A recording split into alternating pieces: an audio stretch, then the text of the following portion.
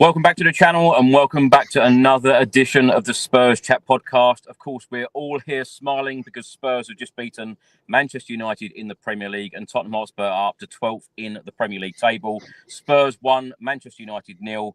James Maddison with the only goal after just 13 minutes in front of an attendance of 61,383 at the Tottenham Hotspur Stadium. Spurs have now beaten Manchester United twice in league competition this season, and we have done the double over Manchester United for the first time since the 1989-1990 season. Of course, we beat them 3 times actually this season because we beat them also in the League Cup. The smiles are back amongst the players today. A lot of players were back from injury, which was great to see, and Spurs had a very strong bench today against United. Ange Postecoglou has just come out and said the fans were great today inside the stadium. They really got behind the team. It was an important game. As I just mentioned, Spurs are up to 12th in the Premier League table, 30 points now from 25 games. We're now 13 points away from the relegation zone, which is great to see. Now, the match facts and stats here. Tottenham Hotspur, 56.5% of the ball today against United. United had 43.5%.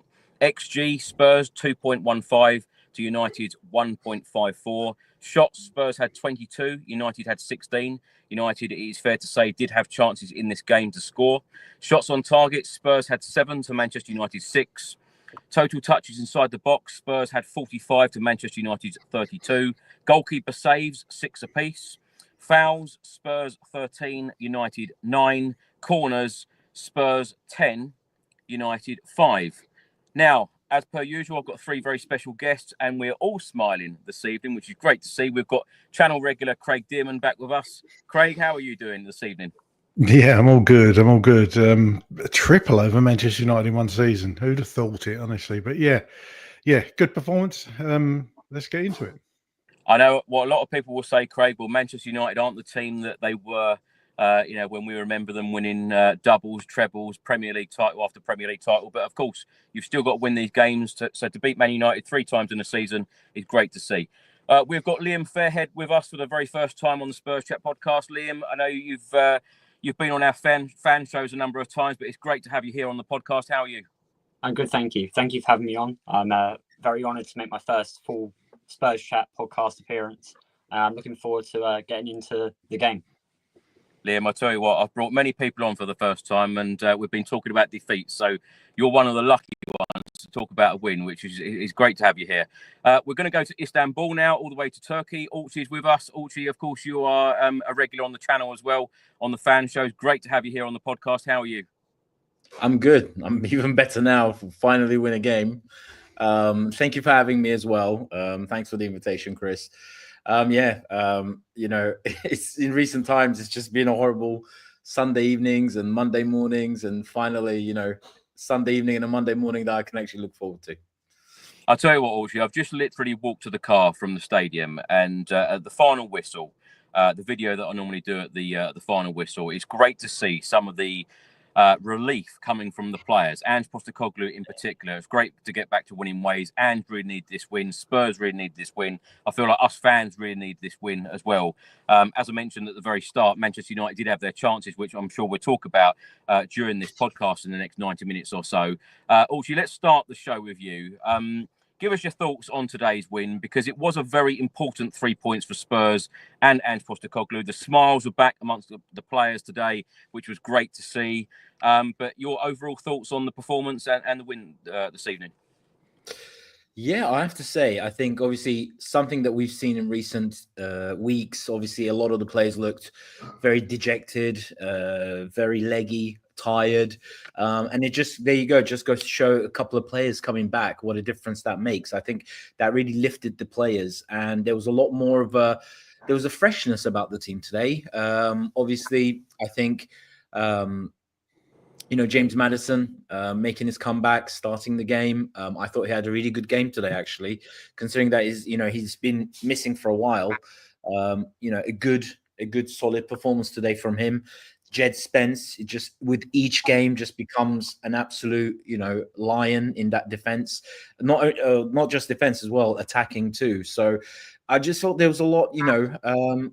It was a game that I just feel that there just seemed to be a bit more of a positive vibe about the team, about the whole squad, about, the way, especially in the first half, we were, just played with a bit more confidence, with a bit more oomph, with a bit more, it looked like we had a bit more spring in our step today compared to recent weeks. Craig, let's come to you. Let's get your thoughts. Just before I do, actually, let me tell everyone that we are live on YouTube, X, Facebook, and Twitch. So please do get involved. Let us know how you are feeling right now as a Tottenham Hotspur fan. Craig, let's get your thoughts on this evening's win. Yeah, it wasn't the best game of football I've ever watched in my life, but I think it was just all about getting the 3 points today. I know it's a cliche, but I just think it was so important. And yeah, United aren't the team they were. They've got injuries. I mean, when you look at their bench today, a lot of youngsters on it, but you know what? We've had that over the last God knows how long. So yeah, the old cliche, you can only beat what's in front of you. Just players returning, I think it gave the squad a big boost, and those players came in and performed really well. So it was weird actually watching a game where even that last 10, 15 minutes, all right, that United had a very good spell at the beginning of the second half, but that last 10, 15 minutes, I wasn't actually that concerned. I really wasn't that United were going to get back into it, which, in days gone by, I would have been. So, yeah, it was just pleasing to get 3 points on the board, and hopefully that will be a good catalyst to kick us on now, and hopefully no players got any more bad injuries. Just seeing their Dragushin on his crutches hobbling off, which is great to see. He had his operation, that all went well, so long road back for him, of course, but next couple of weeks getting likes of Solanke back, and seeing the doggy on the pitch, and whoever else is out and very close, it can only be good for the squad and give him players much needed rest too. It is so important to get the win, though, Craig, isn't it? Because how many podcasts have we recorded recently? Where we have ended games in defeat. And of course, when you look at the Premier League table here, 30 points now from 25 games, it's so important that we climb up that Premier League table. Ange mentioned this so much in his press conference on Friday. He is, and we'll come on to it at the end, but the game against Ipswich next week is a must win. They've obviously already turned us over once this season. We can't allow that to happen again. Can't get complacent. We got to get into that top half of the table and see where we can go. I was never concerned about us getting relegated. I think that's hopefully put that to bed now. The three teams in the bottom three are, worse than us. Let's be honest. So I think, you could probably count Wolves in with that as well. So I don't think that's a realistic thing. It's just a case of now pushing on, climbing that table and getting as many points on the board as we can and having a good run at the Europa, I think. Liam, let's get your thoughts on this evening's win. And I also wanted to mention what Orcun said about the freshness in the team and the squad today. Yeah, I think, as Craig said, it wasn't exactly the most riveting game to watch, but it was exactly what we wanted. I think all Spurs fans can agree. To a game like that, to win ugly, to get the job done and not faff about, that is exactly what every Spurs fan wanted to see.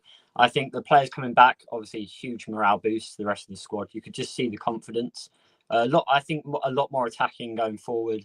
I think we had a lot more purpose about our play today, especially when Odegaard came on. I think he actually did bring quite a lot of difference. Him and Tell, a couple of little link-ups near the end, I thought was really good to see. First time in a while, I never actually felt worried that we were going to concede. I don't think Man United really had that cutting edge that they could break through us. I think we were solid in what we needed to do. So just to get the job done, get the ball out. Our defensive shape was, rocky at times, but we were good enough to just cancel them out. Any attack they had, we cancelled out pretty comfortably. I think especially Jed as well. Of course, Jed having another amazing game as usual. But yeah, I think we were confident today. We look confident going forward. We attack with purpose. I think we used the wings quite well. Maddison, a couple of really good through balls, especially that one through to Son that Tell nearly scored from. But yeah, I think we just attacked with purpose today and a lot more confidence. And it was great to see us actually playing with confidence on the pitch. Well, Well, a couple of players have taken to social media already. Just minutes after the match, Vicario on Instagram said, "I can't explain how much I've missed you. What a feeling, guys." Jed Spence, he was awarded man of the match. And he says here, "Still hungry. Hashtag Godspeed." And just going through the stats here for Jed Spence today, most final third entries 9, most duels won 6, most shots blocked 2, most successful take-ons 2, most fouls won 2, possession 1 times 4, tackles 2, and dribble past 0. Man of the match for all of you guys. Liam, let's start with you. Yeah, I think 100%. I think he was incredible. He was everywhere on the pitch. He broke down attacks. He was so solid on that left-hand side, especially when you still think he's playing out of position on that left-hand side. Yeah. I think if he can do that on the left, imagine what he'll do at right back when he's actually played in position. But with Ped back, I think it's great to see that Udogie even being back from injury as well. Udogie didn't go straight back into the team. They still gave Spence that chance. And he's really taking the chances when it's given to him. It's really good to see. An incredible turnaround. Orchie, who was man of the match for you? Yeah, I think I agree with Spence. I thought he was immense today. I think with each game he goes from strength to strength, which kind of makes you scratch your head how he never got into this team before all the injuries happened.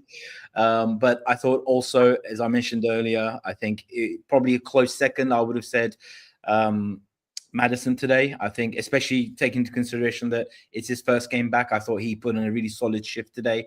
This season he's had, including myself, he's had his, critics. He has gone missing in games, but today he really turned up. You could tell he was really up for it. But yeah, I mean, Spence all day. I was a bit surprised actually. I thought maybe with Udogie back, I thought maybe Ange would have put Udogie on left back and maybe give Porro a little break because, I did feel that there were certain plays still a little bit leggy in the team that you can tell, they've been playing non-stop, 3 games a week for the past 2-3 months. But anyway, as I said, overall, I thought the energy was great. The vibe was great. We were really on the front foot. We had an extra step in our, step today, an extra spring in our step, sorry. I completely agree with Chris Powell here in the comments. Vicario saved that win for us today. I felt like his performance today was exceptional. Although, Jed Spence, is a good shout as well. Of course, he won the award. Craig, man of the match for you? Yeah, Jed Spence, absolutely. I said it on about 80 minutes. I just thought he'd been absolutely superb. Stats show it there, not dribbled past once. I mean, that's Virgil van Dijk sort of thing. That was a big thing about him. He's, very hard to get past. And Jed's so physical, so fast as well, can get back, recovery runs. He was just up and down that wing all day long, but he wasn't reckless with it either, where Porro can get caught out of position a lot of the times. You didn't see that much with Spence today. He always where he should be, pretty much. So yeah, fully deserved for Jed Spence. But I agree, Vicario was good. But again, I'll say it again, won't get the plaudits, but Ben Davies, 7.5 out of 10 every single week. Solid at the back there. Very clinical foul. You could say cynical foul that led to his booking, but it was something that he needed to do. So it was really good to have an experienced head at the back there as well. Craig, I know we've touched on this a number of times on the podcast, but I feel like we need to talk about it again. Jed Spence, the turnaround. Going back, at the start of the season, many people expected him to be sold. It's an incredible turnaround, isn't it? Because how on earth can you take someone like Jed Spence out of that team now? That's right. And as Orchie said, it's kind of a travesty he didn't get in the team before. To be honest, we was all crying out for him. He's just I could see there was a player in there. Loads of us could see there was a player in there. Yet he never really got a chance before under a couple of managers. Beggars belief, really, doesn't it? But it just goes to show perhaps he wasn't ready. Perhaps his head wasn't in the right place. That's what we've heard. The attitude wasn't right. But it obviously is this season. For me, what turned it around for him was that game at Hearts in the friendly. I thought he was absolutely sensational in that game.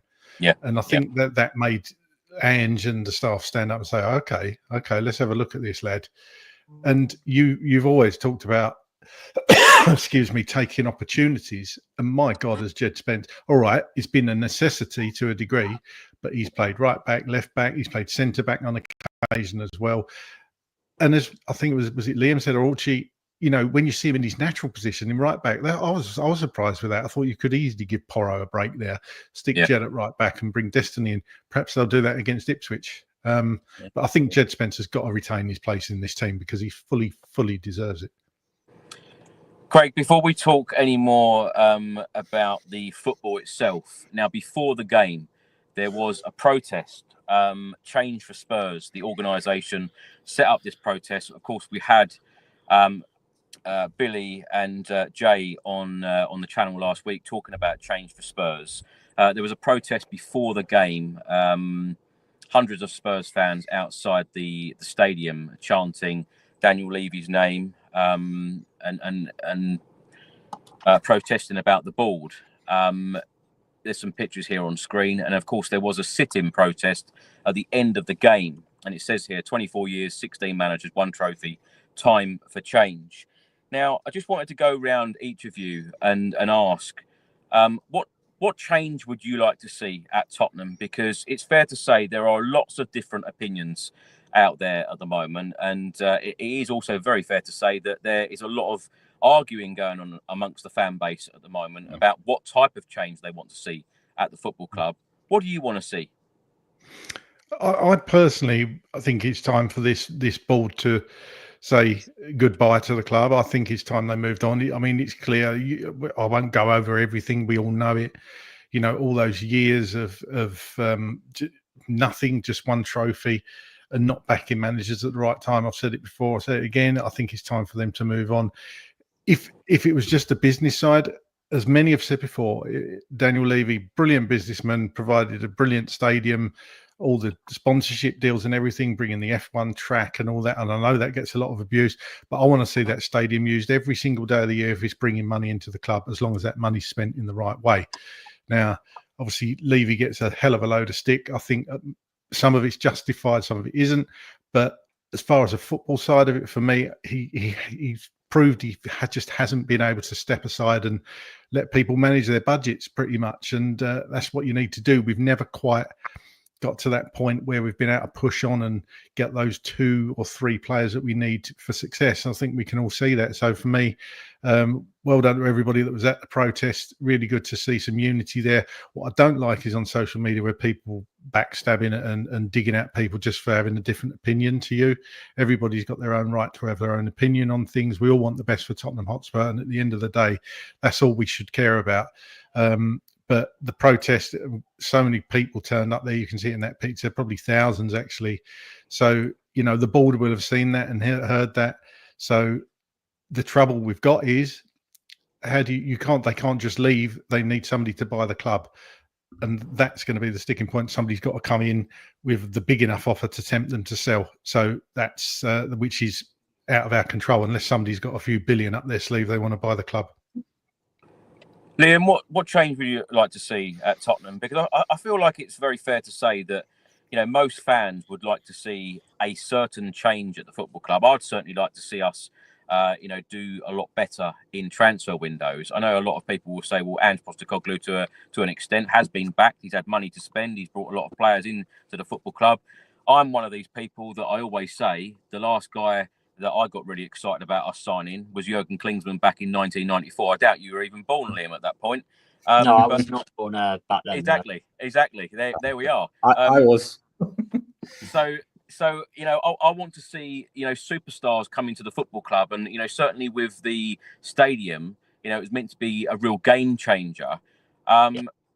That's where I would like to see. I'd like to see us show more ambition in transfer windows and ambition to win, the big prizes, i.e. the Premier League, etc. I know it's not always, just go out and spend money, spend hundreds of millions of pounds, because we've seen clubs do that and we've seen it go wrong for those sorts of clubs as well.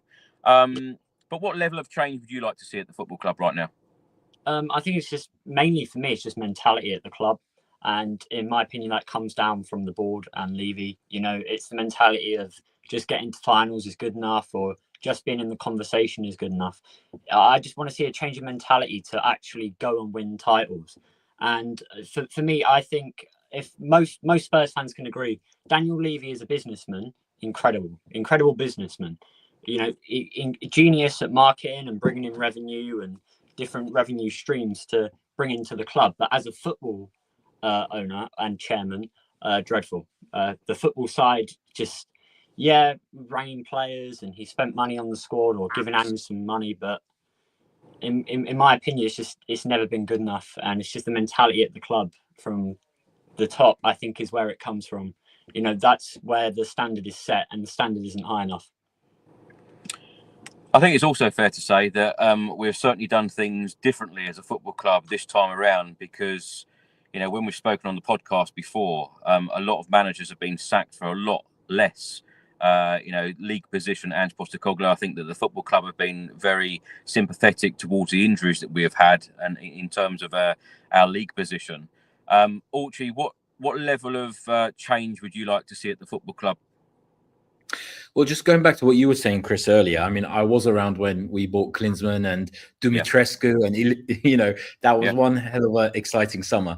Now, obviously, I would love to see a summer like that where we go out and buy some of the, top, hottest, players around, at least like bring 3 or 4 of them. And I think probably in recent years, that's what we've lacked. But then, apart from that period, we've never really been a club who's gone out and done that. I think that was the only period that we ever did, which was like, mid-90s or early 90s, whatever. I can't remember the exact year, this summer, but yeah, so exactly. So I don't think we haven't done that since, because obviously around about that time was when first Alan Sugar came in, and when he came in, as you probably remember, we were literally a bankrupt club. So we were so in trouble financially that Alan Sugar, it took him a while he actually brought us back into the black, and then Enoch came along and bought the club, and then. What I will say is, I think what I would really like to find out is, and I've kind of posed this question previously, is it actually Levy who's the one who's stopping the spending? Because I think in recent seasons, and even this is going back to even Poch's peak Poch era, we've never. I don't feel we've properly backed even Pochettino when if you remember, he came. Third in his second season, and then he came, he made a second in his third season, and it was around about time where we got the closest to bringing that, smashing that glass ceiling, when probably another 3 or 4 top, players that could come in and improve the quality of the squad. We could have potentially maybe become champions, or we might have ended up beating Liverpool and winning the Champions League. But he wasn't back in the market. And this is the question I want to ask to someone like Dan Levy. I mean, back then, obviously, the new stadium wasn't built yet. And I'm the kind of fan that, does read all the open letters that Levy has put out over the years. And he always said, and this makes sense, obviously, in the business world of the, that we are in football. We were a club with a stadium with a 35,000 capacity, mid-30s thousand capacity stadium. And we were trying to compete with clubs like the Liverpools, the Manchester Cities, the Arsenals with 60, 70,000 capacity stadiums.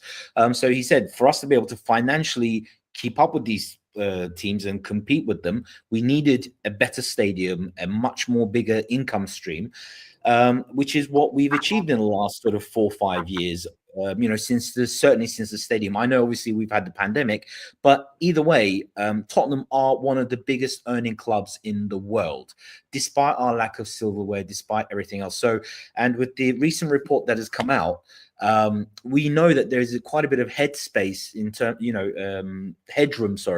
where we clearly can spend more on transfer fees. We clearly can spend more on wages. And why aren't we doing that? Because I think everything is in place right now, whether it's the stadium, whether it's the incredible training facilities, whether it's all these commercial deals that he's done, which I applaud him for. So everything is in place. So all we really need is a big investment in the squad, so that we are challenging, in these next couple of seasons in all the competitions that we're in. And so why aren't we? Because the whole reasoning for this stadium, for the £1 billion investment of having a stadium like this, was so that we could compete with the big teams, the teams that have won in recent years. And we don't seem to be doing it. And I would like to know why. Is it down to him? Is he the one who's making those decisions? Or, I mean, it would be fantastic to know. I would really love to ask him this. Or are you the kind of chairman that you do want to go out and spend, let's say, 300 million in a single transfer window? But is it the people above you that are stopping that? Is it the board? Or is it Joe Lewis himself? Or is it yourself? And I think that's the one thing, that's the one question that I'd really like to know. And whoever it is that is stopping us doing that, I think that's the change I'd like to see. I know that I've given a bit of a long-winded response, but I kind of had to set the stage. That's what I think needs to change, because everything else is fantastic in our club. The stadium is incredible. The training facilities are state-of-the-art, one of the best in the world. We have all these fantastic commercial deals. We make a lot of money. So everything is there in place, with the exception of, obviously, I feel we do not invest enough to give the manager the backing to be competitive. I think just this summer that's gone, summer 2024, knowing that we were going to be in the Europa League, knowing that we were going to have Sunday, Thursday until January, February of the new year, where we were going to play a hell of a lot more games. I did not feel we did not bring enough players in to be able to cope with that. And obviously we've seen the last 2-3 months, the injury crisis that we've had, and we've suffered for it. And that's the change. I think we need to invest not just in young future stars, but also players that are going to come in and really bring up the quality of this squad, so we can, finish this season strong. Well, I mean, this season's done now in terms of transfers and stuff, but maybe in the summer, I'd like us to really go out there and really back Ange. He's the one that we're going to continue with, or any other manager. Even if we decide that Ange isn't the man for us and we sack him in the summer, whichever manager we bring in, it's because everything is done. Everything else is the best it can be. And we now need to invest this squad so that we have a squad that's capable of challenging on all fronts. Do you know what, Orchie? Whenever we have a fans forum, it always seems to be at the best time for the football club, because we always seem to be doing well when we hold one. I feel like now is the time, the perfect time to have a fans forum. And I also think that, we have a fan advisory board, and I feel like when someone like you says, I want to, ask this question, I feel like the fan advisory board need to get involved in that, because they are that, they are in the position to be in those meetings with Daniel Levy, Donna Cullen, etc. Board members at the football club, and they can ask those direct questions in their meetings. And I'm surprised that the fan advisory board haven't been involved in a lot of these questions, because of course the trust have been heavily involved before, but you've got a fan advisory board. Everyone's got a representative, whether you're a women's season ticket holder, a men's season ticket holder, whether you're a member. You do have a representative to go to and pose those questions. So that's going to be interesting to see if they do get involved in these questions to board members, where they could easily ask that, because they do have the access. Craig, let's come to you. Let's talk about the starting 11 today. Just before I run through Tottenham's starting 11, Ange Postecoglou in his press conference, he was asked, did he have sympathy for Ruben Amorim today? Because, of course, they did have a number of players out this afternoon against Spurs at the Tottenham Hotspur Stadium. Postecoglou just said, I saw Ruben there, players out of position, kids on the bench. Welcome to my world. But that's just for one game. Do that for 2 months at any club. I thought Man United were good today, considering all of that. I'll get your opinions on the Manchester United team as well, Craig, but let's run through the Tottenham Hotspur starting 11 today, because some old faces are back. Great to see Vicario back in the starting 11 today, which is great to see. I thought he had a fantastic game. And, Ange said in his press conference on Friday, he was expected to come back middle of March. So Vicario has worked extremely hard to come back and start this game against United this afternoon. Porro, Danso, Davis and Spence. Bergvall, Bentancur. James Maddison was also back, of course, scored our only goal of the game, the match winner. Kulusevski, Tell and Son. And subs today, Kinski, Udogi was back, Gray, Basuma, Sarr, Moore, Odebear was back today. Brennan Johnson was back today. I think that surprised a few people. And Dane Scarlett was also on the bench. Craig, I feel like there's a whole lot of things to discuss here. The amount of players that did come back. Of course, the team looked very different. The sub-bench looked very different. And let's get your opinions also on Postecoglou's comments about the Manchester United team. Yeah, it was great to see the players back. It was almost like boom, getting 5 or 6 new signings in, because it just does. I know, like Maddison said after the game, he's only been out a few weeks, but it does seem a lot longer than that. It's just so good to see Vicario back in goal, and just the team looking suddenly just a bit more of a threat. You know, you get up for it a bit more when you see the strength that we've got when all our players are fit, and there's still a few to come back. You know, just having Maddison back is great to see. Bergvall's been great since coming into that midfield, and just having him, Bentancur and Maddison, I thought that was pretty balanced in there today, even though I still don't think any of them is a proper 6. That's a discussion for another podcast probably, but it was just so good to see the bench being stronger as well. How many times have we seen just a load of kids on the bench, or not even been able to fill the bench with players? I just thought that was key today, that we had a bit of strength on the bench and a few people that can come in and change the game should we need it, or players tire and they come on and do a job.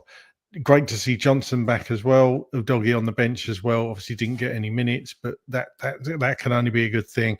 As for Manchester United, yeah, Ange's totally right what he said. You know, welcome to my world. That's right. United obviously had a load of kids on the bench, and we've had to deal with that for the last two odd months. So yeah. I mean, I don't feel any sorrow for Manchester United. It is what it is, you know. And it was quite clear that Amorim didn't trust the players that he had on the bench, because he waited so long to make any subs and hoped that the 11 on the pitch would actually do it for him.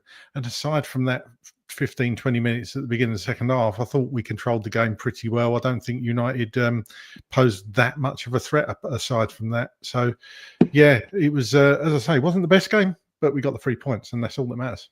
Craig, it's just come to my mind about this, and I thought I'd mention it, that the fact that Liverpool went out of the FA Cup last weekend against Plymouth, and everyone said, yeah, but Liverpool have got so many injuries. Andrew's right, and I know people are going to think that I'm defending Ange Postecoglou here, but it is factual. He has done it for the last couple of months by putting out a very, very weakened team for the last couple of months. I know that we, as Spurs fans, all want to see results. We want to win every week. We want to win every game in every competition, etc. But as soon as a team like Liverpool suddenly gets some injuries, suddenly then everyone, you know, is extremely sympathetic and says, yeah, but they've got so many injuries. And they've done exactly the same today about Manchester United. It just goes to show that Ange was right in what he said. You know, you take that many players out of any team and they're going to struggle. You're going to see a drop off. It's fact, isn't it? Look, we was all frustrated by it the last 2 or 3 months, because we can all see what's going on. You know, the players just kept dropping like flies. It seemed like every game you was losing players and more players, and then the next game another player would drop out. And it was like, Christ, are we just going to be playing the Academy 11 eventually? But, you know, players started to come back, get fit, and it just so happens that these 4 or 5 players are all ready to rejoin the first team squad on this date. It's just a shame it wasn't 2 weeks prior. You know, Mickey obviously had that little run out, didn't he? But they felt that he wasn't quite ready yet. I'll say again, Mickey van der Ven, what a miss he's been. You know, there was a couple of occasions today with Højlund running through where Mickey van der Ven would have wiped the floor of him and just snuffed it out, whereas Danso and Davies obviously haven't got that blistering pace, and were making a couple of last-ditch challenges a couple of times. So, you know, he's just a key player, so key to this team. And in it, I think we would have probably fared better in the Cups, to be fair. But it just so happens it came 2 weeks too early. So, well, look, hope Mickey's back very soon. I mean, hopefully he's back next weekend, but he was there today, obviously looked well. So, fingers crossed for that. But I think once we get these players back, they're probably coming back at the right time to have a good crack at the Europa League. And that is probably the acid test. That's when Ange is going to, you know, if we crash out of the Europa, then with all our players back, that's when you haven't got any excuses. So it'll be very interesting to see. And I'm sure we all hope we'll get through the next round, whoever that will be against. Absolutely. Liam, let's come to you. Let's talk about the starting 11 still. What did you make of the starting 11 today? How pleased were you to see the likes of Vicario and Maddison back in the starting 11 this afternoon? When I saw the starting 11, I was very happy. I was quite excited. I was very surprised though to see Johnson back. I wasn't expecting to see Johnson back so soon because I could be mistaken, but I don't think there was really much said about Johnson and when he could be expected back by. But to see Vic back in goal was great. He always puts 100% in, and to work as hard as he has to come back from injury as soon as he has, when it was expected to be like at least another 3 to 4 weeks for him to be back, I think really shows testament to what kind of player he is. Spencer again starting, that excited me. Even with Des back on the bench, I think it was great to see Spence still get that chance because I think every player should have to work for their role in the squad. I don't think you should just be guaranteed a place. Davis in instead of Gray shocked me a little bit, but I can understand it because Gray obviously the last couple of months has been completely ran into the ground with the amount of minutes he's had to play. The midfield I was quite happy with. Bergvall in there, I was happy to see him start. And Maddison back as well. That was exciting. Liam, what do you think of the comments from Ange Postecoglou in the press conference on Friday about Vicario still being number one? He said, well, of course he's still number one. He wasn't dropped, he was injured. I feel like the media made a lot about Kinski coming in as real competition for Vicario. But if you were to choose, how would you describe Kinski's time at Spurs so far? Because he had a really good debut against Liverpool. The last couple of games, I feel like there were question marks with a lot of pundits and fans. Where would you rate them? Well, I think it does go without saying Vic is number one. I mean, you saw even by the way he commands the box today. It's just, I think Kingsley just needs more time. You think he was thrown straight in at the deep end when he came in, starting immediately against Liverpool. He'd only been in the country like 3 days, I believe. Yep. So he was thrown completely in at the deep end. I think a couple of mistakes are going to happen because it's just nerves. I think playing in a new country you've never played in before and being expected to be commanding and loud like you have to be in the Premier League, command your box, I think is it's just going to happen. It just takes time to get used to the Premier League. And I think, he's been here a month. So I think he's a great second option to have, a great backup option. He's proved that he can be really good. There's no worry now like we had when Vic was out and Forster was in, where you're like, you're always kind of waiting for Forster to make a mistake. I think it's just really good to have Kinski as a backup option. But yeah, I think it does go without saying, Vic as number one, because today, again, the way he commanded his box, his area, the saves he made, it just brings that calmness to the back four and to the rest of the squad that I think we really have been looking for and we've missed. Orchie, let's come to you on the starting 11 and also the sub bench. It was a lot stronger sub bench today. Of course, Archie Gray. He's been in the team for the last couple of months, doing a tremendous job, playing in multiple positions. He dropped to the sub bench today. It's great to give him a rest because Ange has quite often said, hasn't he, that he wants to and he needs to give certain players rests. What did you make of the starting 11 when it came out? I mean, I kind of I wasn't sure who was going to be available in terms of the injured guys coming back because Ange is always a little bit cryptic. I always watch the pre-match press conferences, whether it's on a Friday or whenever, midweek as well, and he was still a bit cryptic. He said, obviously he gave the names of the players, but I did immediately assume that maybe all of them would start on the bench. But yeah, I was surprised to see that obviously Maddison was in there straight from the off. So I thought, he must be the most fittest one out of all of them. I also did feel that once I saw that, obviously I think I was expecting Johnson to be on the subs bench, but I wasn't expecting Odebear because the way he spoke on Friday, he kind of I got the feeling that maybe Odebear still had another week to go in his comeback. But yes, I was surprised to see him. And then when I saw that, though, I did think, and also Udogie as well was on the bench. I thought, well, as I said at the start of the show, I thought maybe it could have been an opportunity because obviously we've also I saw the news about, Ahmad for United was injured, and, they have their injury problems. And I thought, United and Spurs have been in very kind of similar form in recent, weeks. So I thought, they're also a team that is really low on confidence at the moment, and, a few injury problems. I thought maybe if we could attack them with a bit more with some fresh legs, that would give us a bit of an edge over them for today. So I was surprised that I thought maybe with how good Spence is doing, I thought maybe he could put him actually in his natural right back and bring Udogie in on left back and give Porro a little bit of a rest. And same with Son as well. I think Son is just, he had good few little moments today, but I thought, there were times when peak Son would, beat some of the players, but there were some positions which I'm sure we'll get into later. I just thought maybe Odegaard could have got a start. I don't know, or maybe Odegaard could have come on a bit more earlier than he did. But I think I wasn't surprised with the starting 11. But like I said, with the players that were coming back, I thought, we had a really, a bit of a spring in our step today. It was a bit more of a fresher, kind of more energetic performance compared to some of the previous weeks.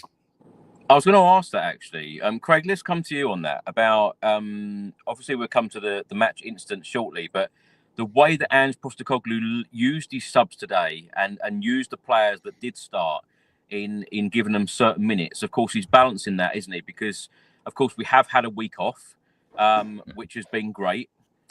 Even for people like me that goes to every game, having a week off has been great. I must say, I completely agree. And of course, we've got another week until our next game. And then we've got the midweek game against Manchester City, what we'll talk about shortly. But managing time, managing minutes for these players is extremely important. Yeah.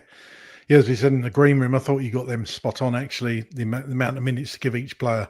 Shame to see Danzo go off, because obviously you don't look to, I think Gary Neville said you don't like to change any of your defence, especially your centre-backs, really. But yeah, it was quite obvious that Maddison was going to go off. I agree with what Ulchi said. I thought Son would have perhaps gone off a little bit earlier just to give him a rest. And I was surprised not to see Porro go off and Destiny come on. But perhaps that was the plan, but it changed when Danso got injured. So that could have been why that happened. But very sensible to take Maddison off. And just all the subs in general, I just thought you got them all pretty spot on. Apart from the Odegaard one, I'd like to have seen him got a few more minutes. But he looked quite lively when he came on anyway. So that was good to see. But like I say, Son probably needs a rest, for the ripe old age of 32. To ask a 32-year-old to play Wednesday or Thursday, Sunday, that's going to take it out of you. And I think a fresh Heung-min Son would be better for everybody. So perhaps even Odegaard gets a start against Ipswich. Liam, let's come to you. Ange Postecoglou in the press conference has said about injuries. We have looked into the background of how we can do things better. And when you look at this stat here on screen, sprints per game, Premier League this season, Tottenham Hotspur on number 1, 175. Bournemouth second at 171. Newcastle third, 160. Liverpool fourth, 159. Arsenal are all the way down in 19th, 125. So when you think about team selection, players on the sub bench, freshness, as Orchie mentioned right at the start, freshness to this team, to this squad is extremely important when you are giving your absolute all. Sprints per game, number 1, 175. Liam, does that surprise you, that stat? It does a little bit. It's just purely because the amount of injuries we have had. And you think the amount of games like players like Kulu, Gray, there's Son, the players that have had to fill in those positions and play Thursday, Sunday. So it does surprise me quite a bit, that we are top. But if we're top like that, and you think that's including all the players we've had injured out, imagine now what it could be like now they're starting to come back in. Exactly. We can make a real push for the Europa League with all the players coming back. It just shows work rate, I think. And the work rate, if with all the players coming back, freshness, being able to rotate now, if needs be, I think it can only be a positive. And it's quite exciting time, I think, with all the different players coming back. We can make a real now push for Europa League. And maybe even, it could be hopeful, but top 6 in the league, hopefully. Liam, Ange Postecoglou said last week, when we get all of our players back, we are going to be an outstanding team. Do you agree with that statement? 100%. Yeah, I 100% do. I mean, you think, I know, it's been a shaky season, but even before the injuries, with some of the results we had, but I always think back to that game away at Man United at Old Trafford, where Mickey had that run back in October and he set up Brennan. And I think that was probably our best performance of the season. We were so solid all round, that on Man City away. And that was when we have full squad without the injuries, without the amount of injuries we have had. So when all our squad are back, it's exciting. I think is good to watch. Audrey, let's come to you. Let's talk about the game itself. After 10 minutes, Manchester United had a couple of chances. Vicario saved from Højlund. Effort then cleared off the line. He also saved an effort from Garnacho as well. Davis then cleared off the line from Darlow's follow-up. What did you make of that incident? Because, as I said at the very start, Manchester United did have opportunities in this match. Yeah, I think I think obviously football is a confidence game, and clearly, as I said, because of recent, problems that United have had, I think they are another team that are clearly low on confidence. And sometimes that could, that does affect you, even if it's just a few percent here and there. Players that would normally bury certain chances end up, not connecting with the ball properly, or not being in the right place, or just being seconds behind or too quick. So yeah, I mean, I think as I said, our team just looked, the team today just looked determined, to whatever happened. There was a bit more, like we had the bit between our teeth today, and it just seemed like I just saw a bit more of a energy from us. And I think but United, it's those kind of situations, it can be 50-50. And I think our players were just so determined to make a strong start, obviously in view of Villa, where we were goal down within the first minute. Audrey, why do you think that is? Why do you think that is? Is it the fact that we haven't played for a week? Is it that freshness? Is it getting those players back? Is it a mixture of those things? I think it's all of those things, Chris, because when you think about it, right, we're humans, in our lives, we, face disappointments, etc. When you're obviously, as a professional footballer, you play a game, and if you lose, and we've been losing and losing and losing, for the last couple of weeks, game after game, and obviously 2 cup games back to back, and the manner in which we lost, some of the poor performances, it must affect them. I mean, they're all human beings, and especially where a lot of the more so-called experienced starter players were out. And there's, we've had a lot of the youngsters come in, trying to fill in. And before you've had a chance to kind of get over that disappointment, immediately 2-3 days later, you're playing another important game. So you've had no chance to kind of get over that or already previous big disappointment, whether it's your own performance or whether it's the team's performance. And, it's the first time. I mean, I think, again, going back to Ange's Friday press conference, when they were talking about it, he said, yeah, we had 2 days off. Probably the first time we've managed it. Probably players had 2 days off on Monday and a Tuesday in God knows how many months, probably 3 months or so, or 4 months or so. So they would have had couple of days off, where you are away from the training ground, you're away from, it gives you a chance to just clear your head, clear your conscience, clear your disappointment, if you like, get kind of take part in normal things, and it will get you over it. And then you're kind of back on a Wednesday, you do your light training or your recovery work or whatever it is, and then probably Wednesday and Thursday you actually start preparing for a game. Whereas for the last 2-3 months we've played a game on a Sunday, and then immediately Monday, Tuesday we have to get ready for a Wednesday or a Thursday game. So those extra couple of days would have felt like maybe a week or a couple of weeks. So the players have had a chance to have a proper recovery. They've had a chance to get over the disappointments and kind of regroup again. And obviously the injured players that are coming back now, that were part of the squad in training, in preparation for the Manchester United game, it would have given the whole place a massive lift. And you could really see that today, just, from the off. And I think that's what it was. And we just seemed like a more, fresher team today. I mean, United still looked a bit lethargic. Their passing was really off. Yes, they created some chances, but they just looked really disjointed. They looked like how we did against Liverpool a little bit at times today, I felt, a lot of the times. But yeah, they still created some chances. And I just think a fully firing United probably would have taken at least one of those chances. But I think a little bit of us getting a bit of a boost, and with them going through an equally, difficult period similar to us that we've been through the last couple of months.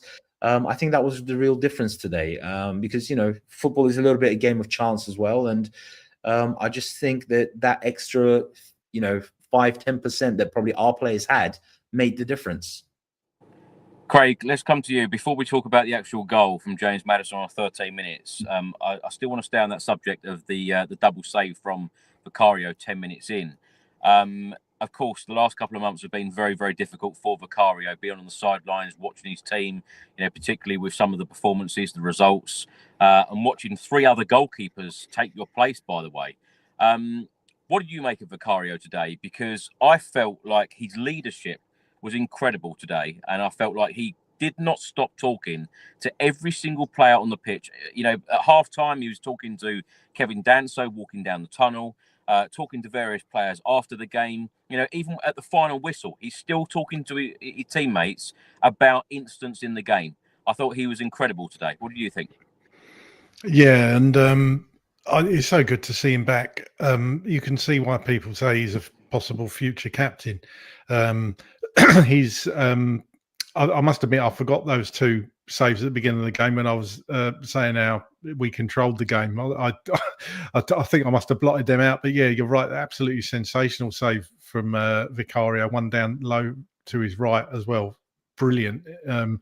Did keep us in the game to a certain degree at certain points, but good to see him come back. And you can just tell he's got the edge on Kinski.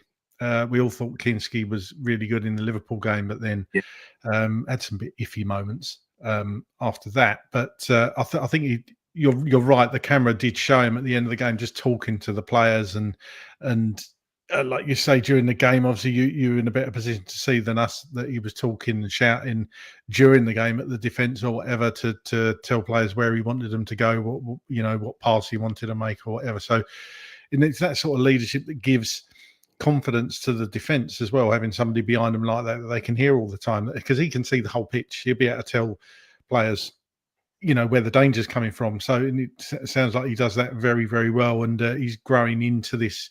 He's been at the club a while now, but he's really. It proves it to me actually that he was given the armband, as I say, at the end of the game. When Maddison went off. Because I just assumed it was going to go to Ben Davies, but went straight to Vicario. So obviously that he's part of that leadership team, isn't he? So yeah. Great to see another leader on the. Well, I say another leader. We haven't got many leaders. We've spoken about that at length. So if having Vicario back is going to fill that void to a degree, then I'm all for that. Yeah. I love seeing and hearing a goalkeeper shouting constantly all game at players. A goalkeeper should never ever be quiet, in my opinion.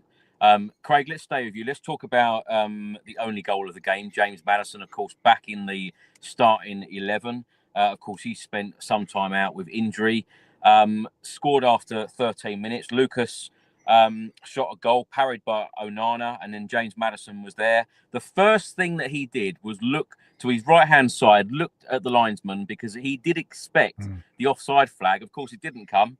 And then he celebrated, and the way that he celebrated, shushing Roy Keane. Yeah, great cross there by Bentancur, by the way. Son volleying it back across. Not sure if he was going for goal or just trying to put it back into an area. I think probably a bit of both, hoping he might get a deflection, but cross back into the area. Bergvall turning and just getting a shot away. Good save by Onana, but pushed it out. and Maddison runs in and taps in. You could see actually didn't even need to check actually that Maddison was onside. You could see that in real time. So yeah, well, it was quite good to see him do the old shushing thing.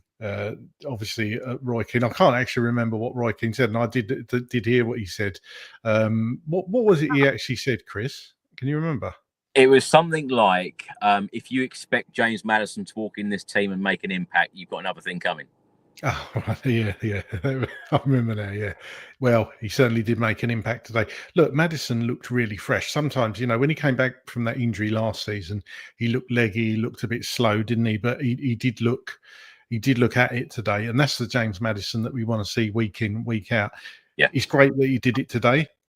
And good that he got 60 minutes. They took him off so he can have a rest and he's not overstretched. But we want to see that week in, week out from Maddison. If we get that Maddison every week, then we'll be halfway there. But he needs to do it every week, and he'll know that as well. He said so in the match interview afterwards. He's obviously a very confident individual. He said, I know I can make the difference in this team.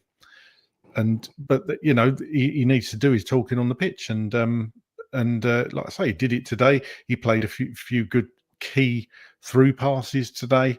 Made a really good tackle. I think it was in the second half, a tracking back tackle. So, yeah, all round performance from Maddison today.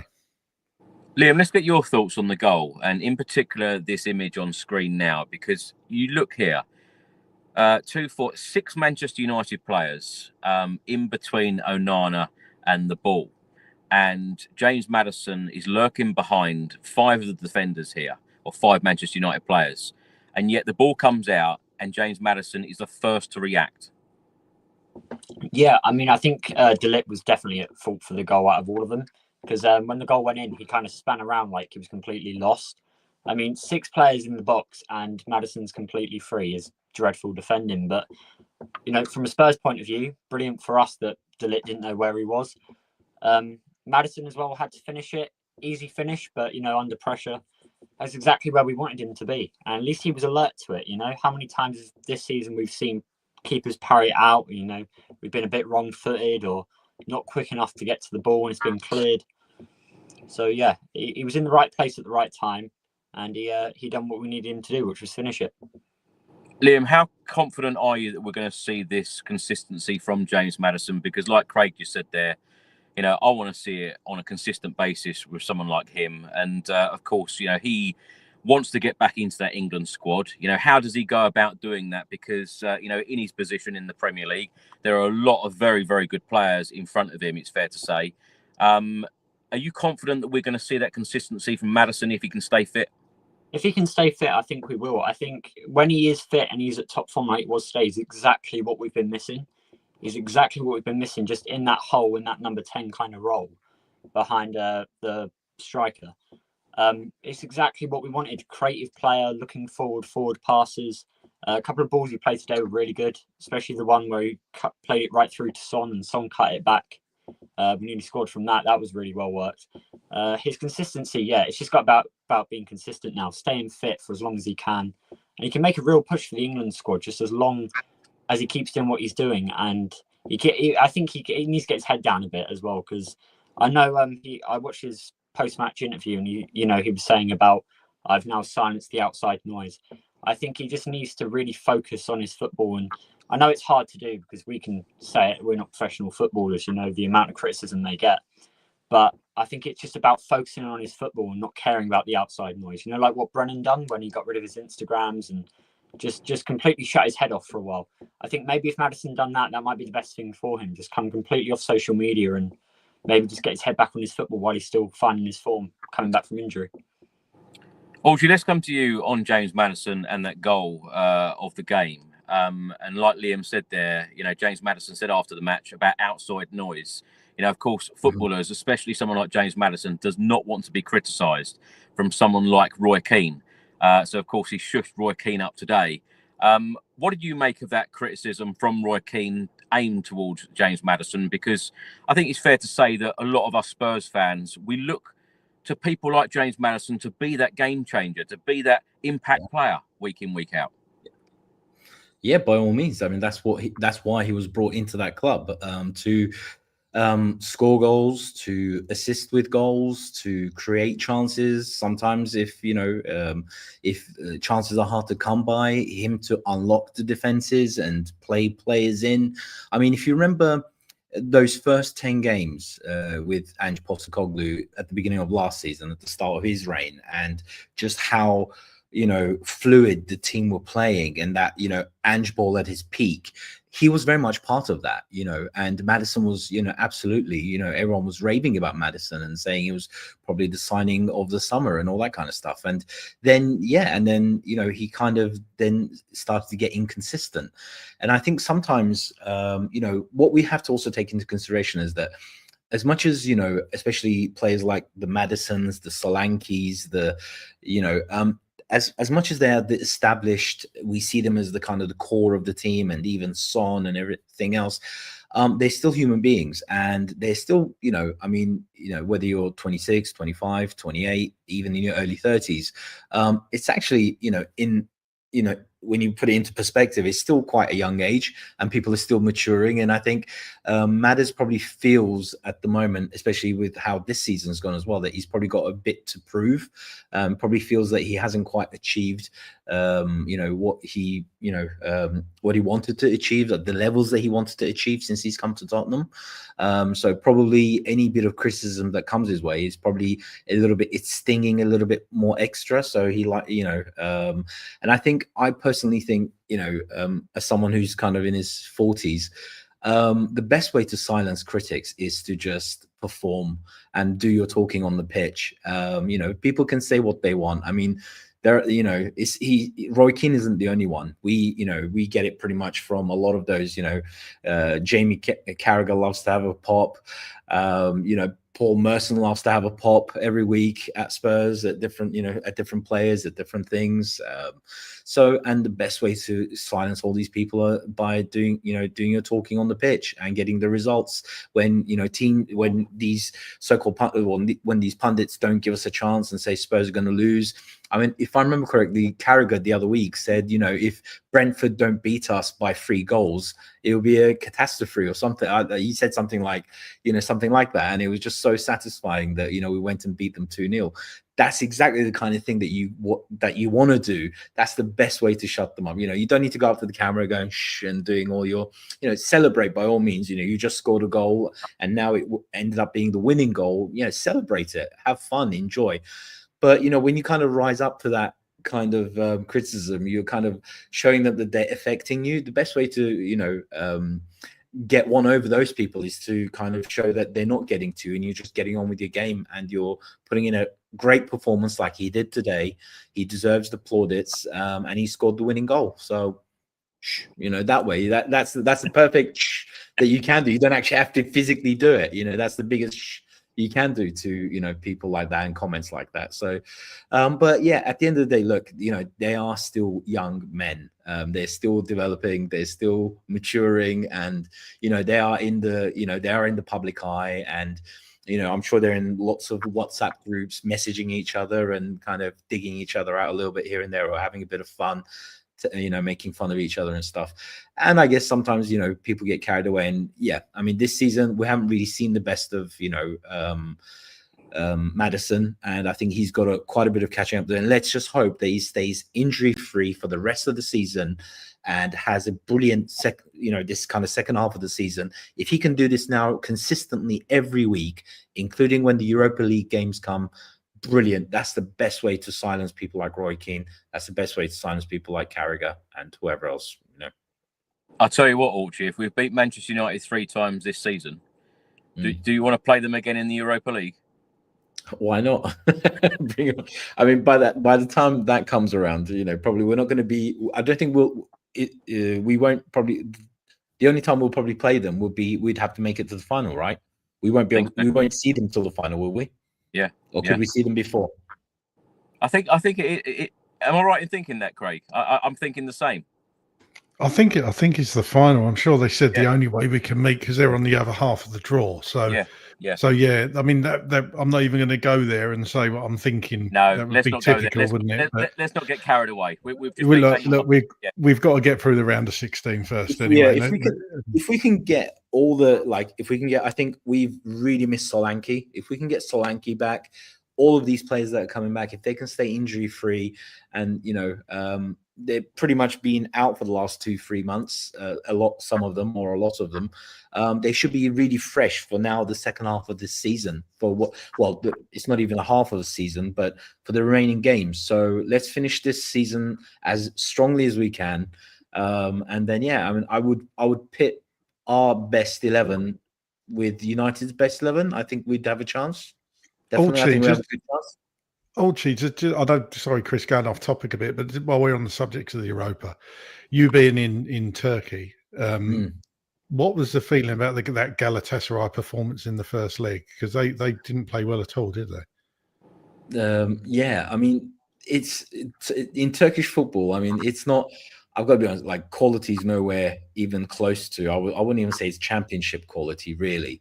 But I have to say, Galatasaray have got a couple of good players in there. Obviously, Icardi and Osimhen are the two. They absolutely, all the Galatasaray fans love those players, those two players especially. But I have to say the Turkish commentator did say Tottenham have got a couple of quite important players out. I think Van de Ven was out by that point, and a few of the other players were out. They weren't available for that game, but still, they were, because it was a close game. We kind of had had the game went on a little bit, I think we could have got an equalizer. But I would love us to, I would love us to avoid them, though. We want to avoid Galatasaray. Yeah, the atmosphere is what, because they love, the Turkish fans love to create that atmosphere. It goes all the way back to the 90s. Yeah, it goes back to the 90s. Do you remember those "Welcome to Hell" banners and all that kind? They are fanatic here. They're absolutely nuts. They like to create that atmosphere to really, intimidate the players. And whatever team comes here, whether it's Real Madrid, whether it's Barcelona, whoever it might be, they love to create an intimidating atmosphere. But I think our best 11, again, I think we're more than capable of beating them. And it's as long as it's not the final, the final's played in a neutral venue anyway. But if it's a two-legged game, I would fancy us beating it, our sort of best 11, if everybody's fit and available and on a good form. I would still say, I would still feel that we could beat them over the two legs. But we'll see. We'll see. Craig, let's come to you.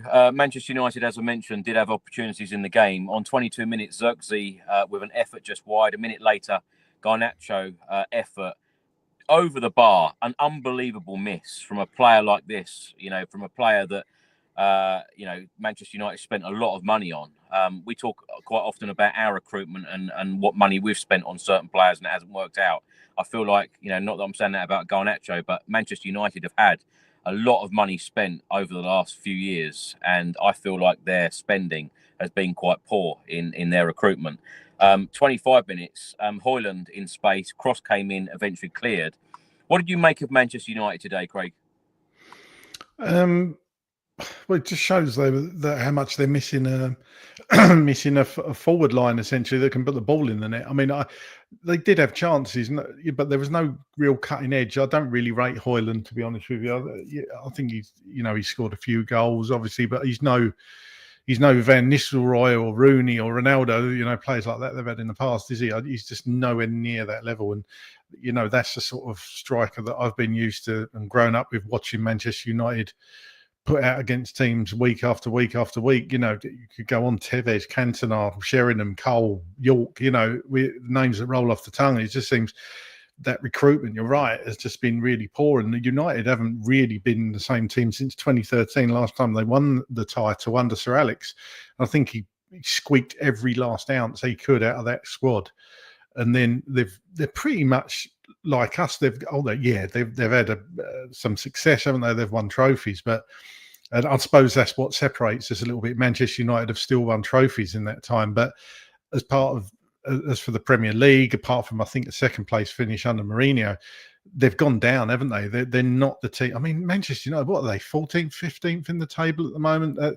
That would have been unheard of a few years ago. So Yeah, 15th. So, and that is telling, -7 goal difference for Manchester United, 2 points ahead of West Ham. And West Ham are having a bad season. I'm sure their fans would say the same thing. So it's just incredible decline, really. And no matter what manager has gone in there, whether it be Moyes or Mourinho, obviously, like I say, modicum of success, but, Ten Hag and now Amorim and Solskjaer. And it's amazing that there's so many things wrong at that club. We think we've got problems. I think Manchester United are probably in a worse state we are. At least our stadium roof doesn't leak.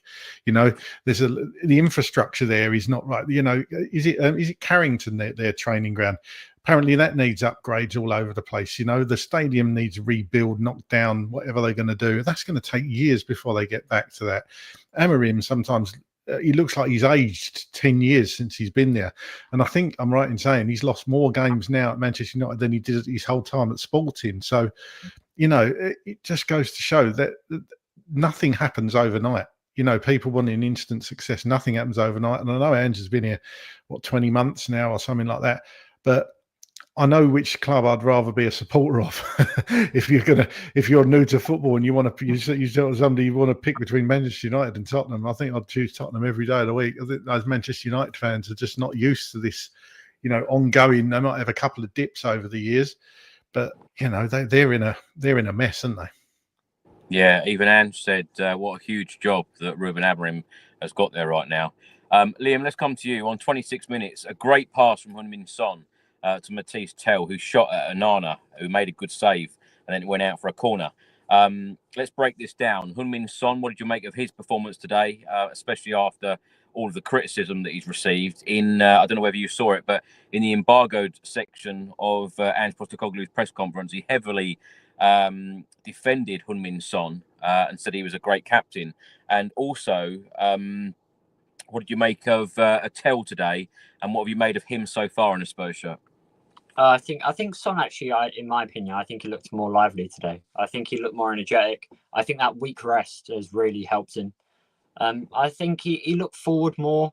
He had a couple of forward runs as well. He done quite well laying the ball off. I just think he looked more energetic. That week rest, I think, was really telling for his performance today.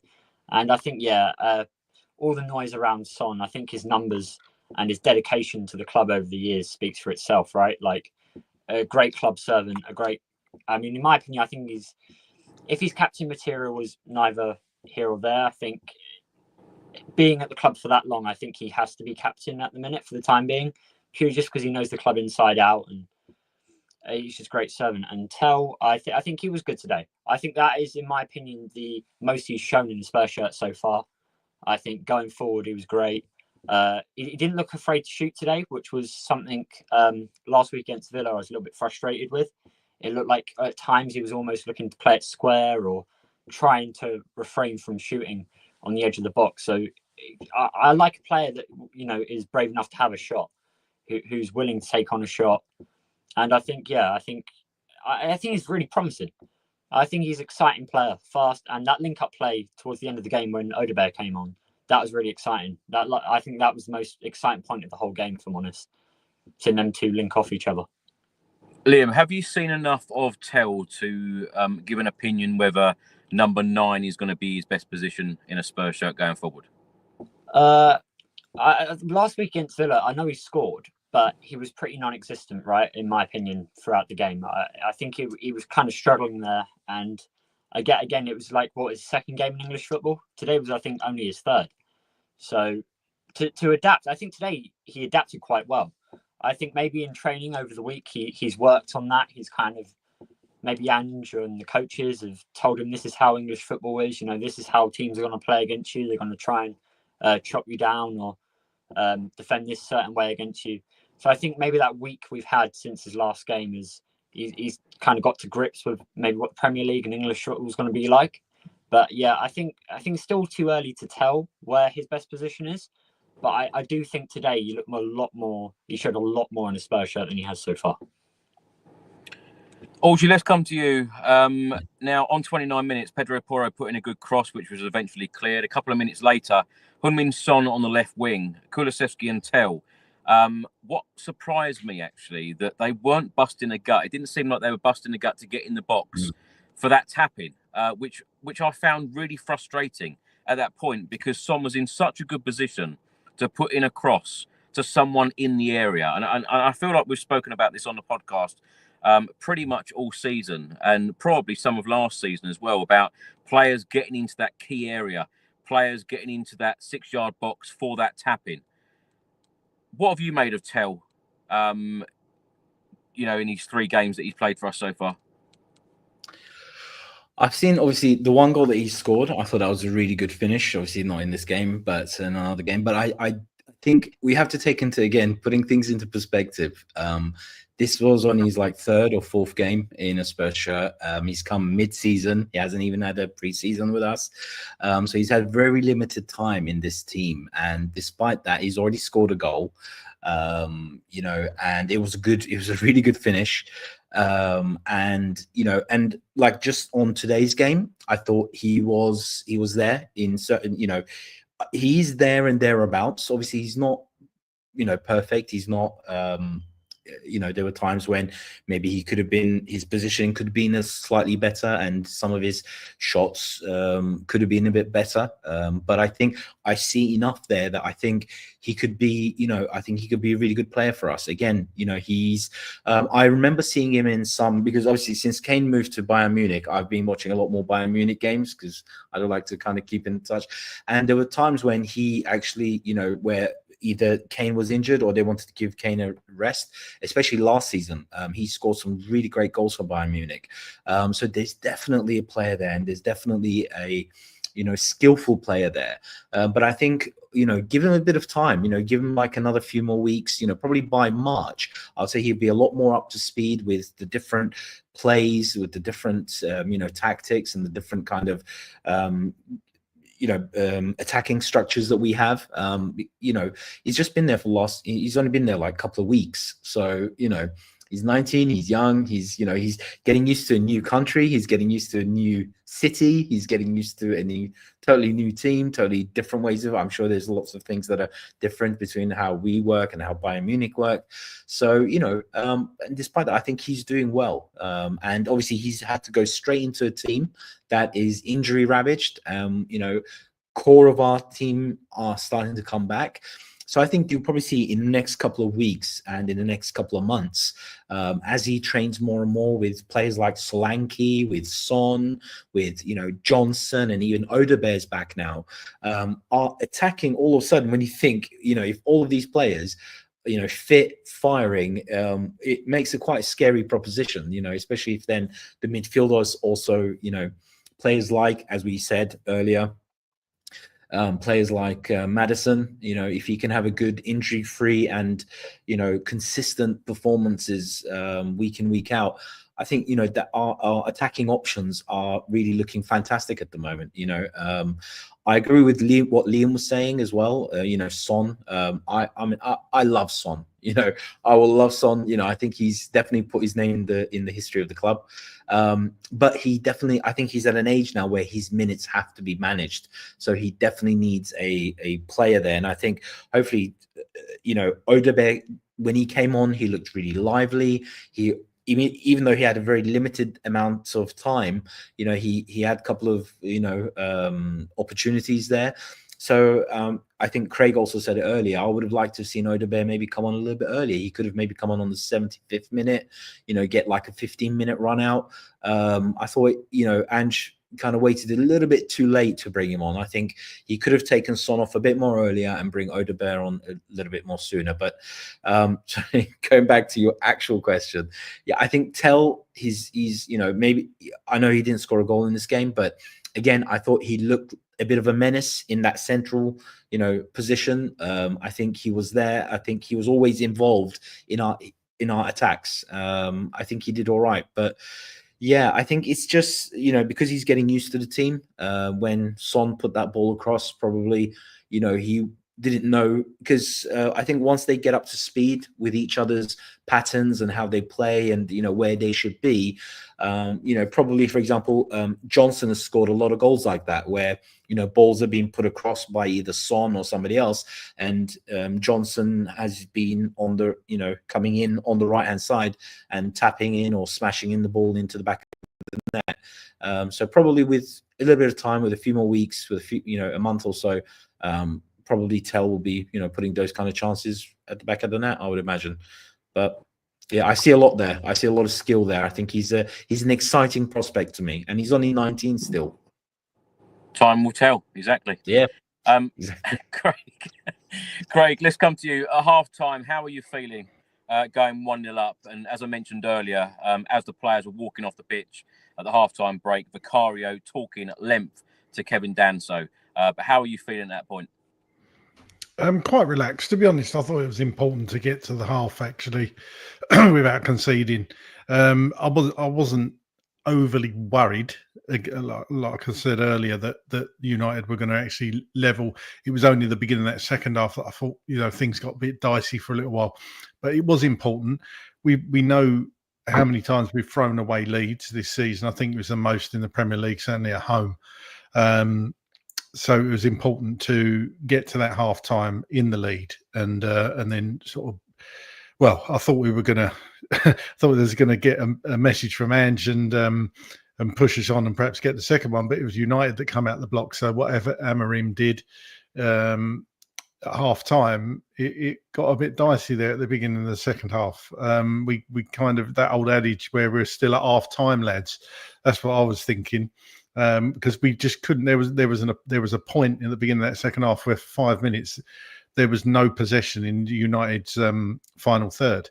So that you don't see that very often. Certainly not with Tottenham, the way we press high. So we just couldn't get out. But again, going back to your original question, I was just pleased to get to half time. 1-0, get in at the break, and they did show that actually.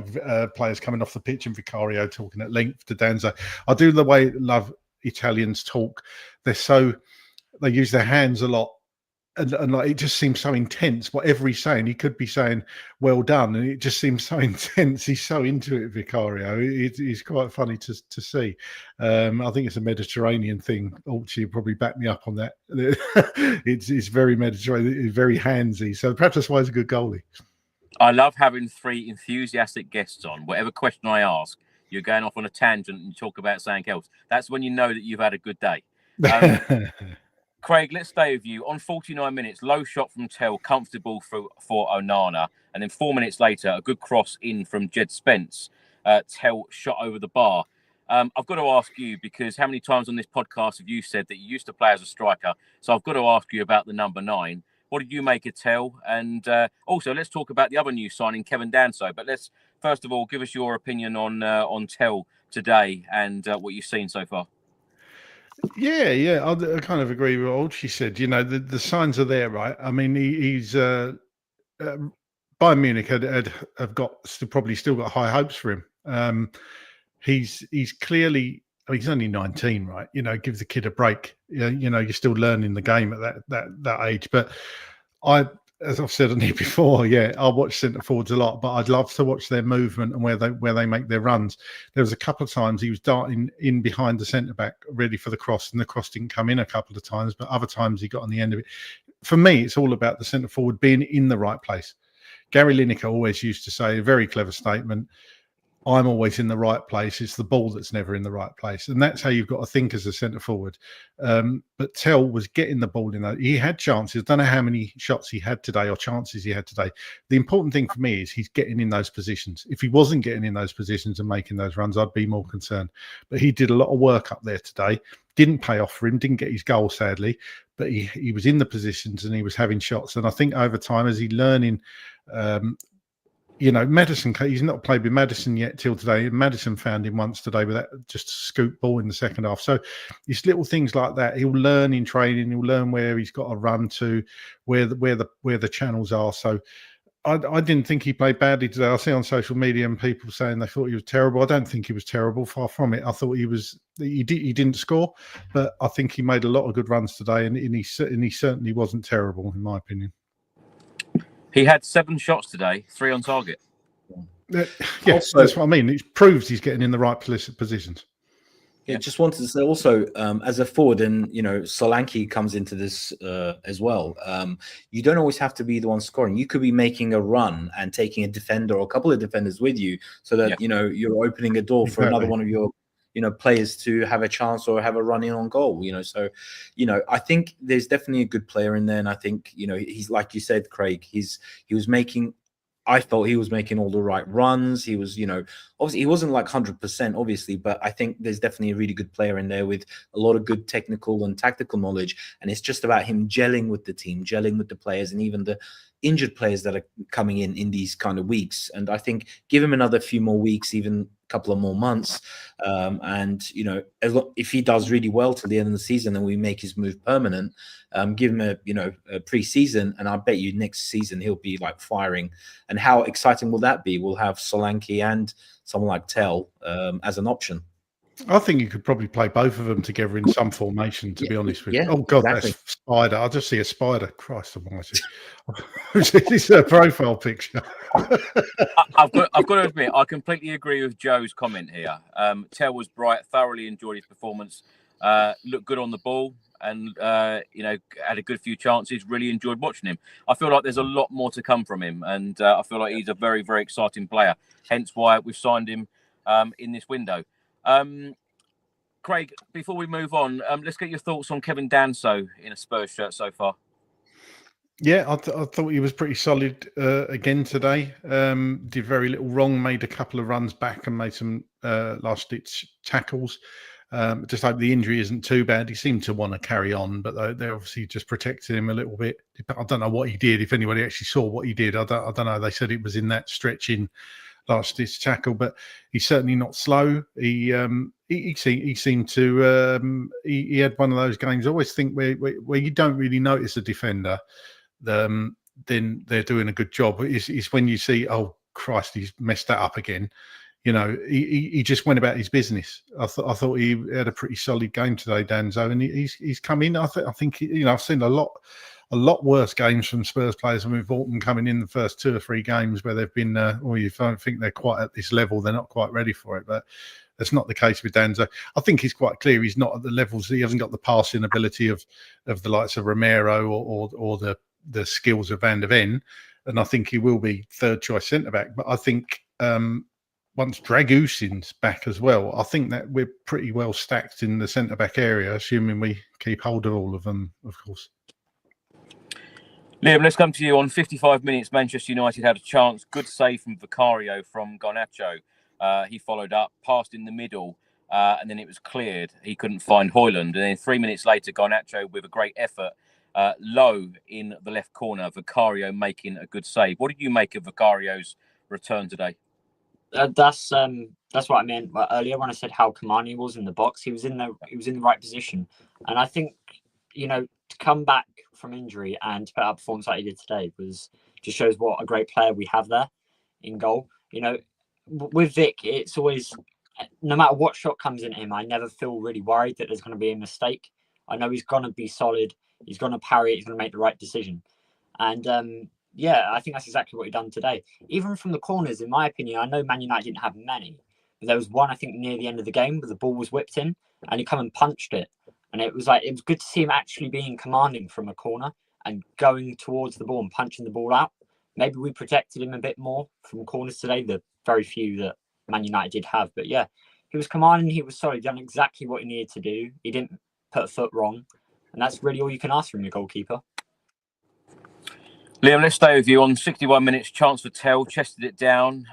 His shot was deflected wide. And then moments later, Son had a chance, edge of the box. His shot was deflected wide. On 64 minutes, double sub from Ange Postecoglou, Johnson and Sarr coming on for Maddison and Bergvall. Johnson and Sarr obviously coming on, playing the last 26 minutes of the game. Maddison and Bergvall, what do you make of their performances today? Of course, we've spoken a little bit about Maddison scoring his goal, but Bergvall, he seems to be a mainstay in the team right now as well. And, for someone so young, he's had huge opportunities under Ange Postecoglou, given all of our injury issues this season. What have you made of his progress this season? I think he's a really exciting young player. I think he's only 18 years old, 18, 19. I think they're a really good player. today I think he made a couple of field. He shifted the ball wide, which is actually what you want him to do. I think with Bergvall as well, he constantly looks forward for a forward pass. I really love that in a midfielder, to not be turning away or passing the ball backwards. I love a midfielder, centre mid, to be all looking forwards for a forward attacking pass. I think that's exactly what Bergvall does and brings. And I think at such a young age as well, it's really exciting.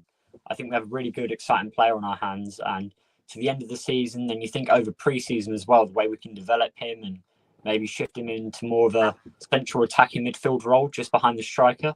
I think that would really suit him, like a Maddison kind of role. I know Maddison plays there, but to put Bergvall behind the striker, I think would really suit him. Ultra, let's come to you. On 68 minutes, Jed Spence with a long-range effort, easy for Onana. A minute later, a good attack from Spurs. Johnson to Kulusevski to Son, who shot, and his shot was deflected over the bar. At this point, it was a really good atmosphere inside the Tottenham Hotspur Stadium, and Ange Postecoglou rightly said after the game that the fans were fantastic in the stadium, getting behind the team, which I thought was really, really important. What did you make of Kulusevski today and Heung-min Son's performances? Yeah, I mean, as always, both Kulu and Son, they are, long-standing players that have been at the club for, I mean, Son has been a lot longer, obviously, but Kulusevski, he's last 2-3 months, he's played literally every single game, Sunday, Thursday, Sunday, Thursday. So the fact that that guy can still stand and run, I think this week that he's had, this week would have been so great for him to actually have a bit more of a longer chance to recover, do some proper recovery. And I think he looked a little bit fresher today, but I did think that, in the second half, you could see that, his energy levels were starting to drop a little bit. But again, I think he put on a really good performance. There were times when, his link up with middle of the park was really good. He always does, what he does, which is, he collects the ball. He's really good at that, collecting the ball and kind of starting attacks either through the center or through, a lot of times, through the right wing as well. So, and then I think when he brought on Johnson, he kind of took off Maddison. He moved to the center of the field, which is, I think, probably better for him, because this season I think he's been run to the ground. So he's another player that I think desperately probably needs a bit of, his time managed a little bit, because I really fear one of these, I don't want to say it, but one of these weeks, he's gonna, some bad tackle or something, and he's gonna, either his hamstring's gonna go or his ankle's gonna go or something like that. But yeah, I think he put on a solid performance today. As you were saying, he's good when he's on the wings, where he can whip those crosses in that creates, havoc in opposition area, goal area. But then, sometimes he can, especially towards the latter parts of the game, he does, like, I think in recent weeks, he's looked tired, he's looked leggy, and he doesn't do enough of those crosses. So, both, I think, as I feel like I'm a bit like a broken record, I think both Son and Kulu, now that players are coming back, I think probably need a bit, or at least their time's managed. I think we need to maybe start taking them off at like 65, 70 minutes or 60 to 70 minutes time, or maybe have, Johnson start a game and, Kulu come off the bench in the next coming games a little bit. But yeah, I mean, again, a solid performance today. I think there were times that the chances that you were talking about in that period, we were really on top of United. And as you said, we've had a couple of chances back to back. And when was the last time we were kind of dominating a team in recent weeks? So, at home, we're 1-0 up, and, obviously we're trying to get a second goal. It must have felt good. I mean, it looked good, definitely watching it on TV. Everything seemed to be, it was that period of the game where, we we had some good chances back to back. And yeah, it's probably what every Tottenham fan wanted to see, the team on the ascendancy, creating a few chances back to back and looking like, and I have to say, we did look dangerous. I mean,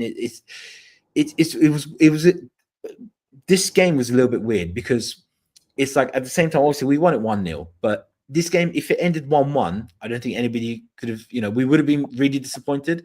But, United obviously had a few chances themselves. This game could have ended 2-2, or we could have actually, with some of the chances that we've had, we could have won this game 3-0, 4-0. And again, it wouldn't have been a surprise. It was a strange game. But I think, as I said, we were a team where we had 2 or 3 of our regular starting players back. And it just seemed that Tottenham were a little bit more on the positive. They had a bit more of a positive vibe and a bit more freshness compared to United. It just looked like, their body language as well. A lot of their plays, every time they did a close-up, obviously you were at the ground, you wouldn't have seen this, Chris, but every time they did a close-up, you know how they sometimes cut to players and they do close-ups. It's like their players just looked dejected and just looked a little bit like they already looked like they'd lost, even though, there was still, points of game to go. But yeah, so, it felt different today. It felt like, that we got a huge lift. And it's funny, Orchie, I feel like this podcast has been exactly the same as the Tottenham Hotspur Stadium. I feel like, there's positivity and there's been a lift today, which has been great with you lot. Craig, so actually, Orchie, let's stay with you. 71 minutes, through ball to Højlund. Højlund and Danso won the tackle, which was an excellent tackle, by the way. Brilliant. What have you made of him in a Spurs shirt? And when the likes of Romero, Van der Ven eventually come back, when's Danso getting some game time? I think, obviously, in view of the awful injury crisis that we've had to both Van der Ven and Romero, I think probably it would be a good idea to kind of rotate them, because I think I've got to say Danso, I think again another player that's has only played like 2-3 games for us. He's already slotted in really well, and I actually really like Danso. He's looked solid. His timing, his tackles, and he looks strong. Like I haven't really seen anybody, and I think considering that for large parts of this season, in the last couple of months, we've had someone like who. Again, he's done his best, but someone like Archie Gray, who is very, when you look at him physically, he looks very young. He is very kind of slim and slender. It's nice to see this kind of tall, built, kind of well-built player who can also, I mean, he's got a bit of pace. I thought you were talking about Craig. Yeah. My so he like when you look at him, you feel confident that he will be able to deal with a lot of whether it's aerial balls or balls along the ground, and he seems to have a good eye for the gameplay around them, and I think he reads the passing and the plays really well. And I have to say, I haven't really seen anything that I think he's been really solid in all the games that he's played so far. He's been solid. So again, give him a few more weeks to really gel with that team, to gel with the midfield, and also Vicario's back, and obviously communication with Vicario. I think he's been a solid. I think he's another really solid signing for us. I just hope they took him off. Obviously he came off. He might have had some issues. I hope it's nothing serious, and hope he'll be available for the next game, because we need him until Van der Ven and Romero back for certain. We really need him. We need him to be out. Craig, let's come to you. On 72 minutes, Manchester United had a chance, cross in from the right-hand side. Xerxes headed just wide. A couple of seconds later, Højlund had a shot at Vicario, but comfortable for the goalkeeper. 2 minutes later, Vicario punched out a corner, which Liam mentioned earlier. A minute later, a good move from Spurs ended up with Tell shooting at the goalkeeper from the edge of the box. And as you guys rightly said earlier, Tell is not afraid to shoot. And as I read those stats out, 7 shots, 3 on target. I want to see more of that, of him in a Spurs shirt. On 78 minutes, Danso and Bentancur went off. Basuma and Gray came on. Craig, let's get your opinions on Bentancur. Is one of the players that we haven't mentioned today so far on the podcast. What do you make of his performance? And, of course, Archie Gray getting a much needed rest, only playing 12 minutes or so of this match. Yeah, and possibly Archie Gray wouldn't have even come on had Danso not had to go off. To be honest with you, so he might have got a complete rest today, which I'm sure he would have. Well, at that age, you just want to play every minute, don't you? Probably don't care, but the people who look at the fitness of the players and if they're in the red zone, all that, I'm sure he's probably gone over the red and into dark maroon or black. To be honest, the way the minutes Archie Gray's played, along with a lot of other players. As for Bentancur, yeah, he was okay. He did his job. There's a few nice turns, neat and tidy on occasions. I still, it was one of those players I want to see more from, Bentancur. I'd like to see him probably get up the pitch a bit more, if I'm honest. He has got a goal in him. We've seen him score goals before. So, yeah, he wasn't terrible, but I don't think he had a sensational game today. But I don't think he was awful today. I think the whole team, to be honest, played well. I'd like to, I know you didn't ask me about him, but Johnson, there was one run, he picked the ball up on the edge of our area, and he almost seemed to be going at half pace. I just want to see him. He should have been, if that had been somebody like Bale, and I know, Bale's a freak, but, he was running up the pitch. He had grass in front of him. He had so much space, and he's looking around him to see where it was. I'd just like to see him be a bit more direct. And I know this is his first game back, and I get that. But I thought with his pace, he could have just gone and carried it more and perhaps even got a shot off. I just want to see a bit more belief in Johnson, because he can go past people, and he had the prime opportunity to do that there. Even if he wasn't going to get in a shot, he could have gone down the outside and put a cross in. He was looking to pass it even before the halfway line. I just want to see him be a bit more direct. That's all. Yeah, I remember that. Sorry, Craig. I remember that he was waiting for Kulusevski to catch up with him. That's what he was doing. Because I was going, run! What are you doing? Go! And he wasn't. He kept looking to his right, and Kulusevski was coming on the outside of him. And I think because there weren't many players, available, in the attack, he was literally by himself. He was looking for some support. But I was thinking, why don't you just go and try to beat the defender that was closest to you? Because then he would have had a run in on goal, but he didn't. He just slowed down, trying to, waiting for Kulusevski to catch up with him. And exactly what you said, but it could be because it was his first game back, and maybe he's just, nerves and, doesn't want to injure himself. I don't know, I think this is a good point from Woodford here. Bentancur looked better today, but there is still something not right with that midfield. I agree. And I think it's personally, I think it's the 6. I think we need a proper number 6. I think that's something we need to target in the summer. It's a good point, actually. Liam, let's come to you on that about the midfield, because I think it was 29 different trio combinations that Ange Postecoglou chose last season. And yes, we had injuries last season, but nowhere near as much as what we've had this season. Who is the what is the answer in that midfield? Who is the answer? I think, like Craig said there, we just really need to target a strong number 6 in the summer. I know we got a lot of stick when we had him, but Højbjerg, in my opinion, was that kind of strong number 6 in that DM role. I know he made quite a few mistakes. He split the fan base quite a lot, Højbjerg, but at least he gave, a bit of stability, I think, in that midfield role, in that CDM kind of role. He gave stability. I think the main problem with that midfield is, in my opinion, I'm not a huge fan of Bentancur at all. I think, in my opinion, he's always just a bit too negative. I know he's a CDM, but he's always looking to kind of go backwards or pass square. He never looks like he really wants to make a pass forward or an attacking pass. And same with Basuma as well. Basuma, in my opinion, there's always a mistake in him. He's not strong enough at all to be like that CDM that we need to break down the play and shift the ball out. I think every Spurs fan can agree. I think when I say we all miss a Moussa Dembele type figure in that midfield. A strong player that can break down the play, pass it forward, look to break out down plays and look forwards. I think, the answer to that midfield issue is a strong number 6 in that CDM role in the summer. That has to, in my opinion, be our main target to bolster that midfield.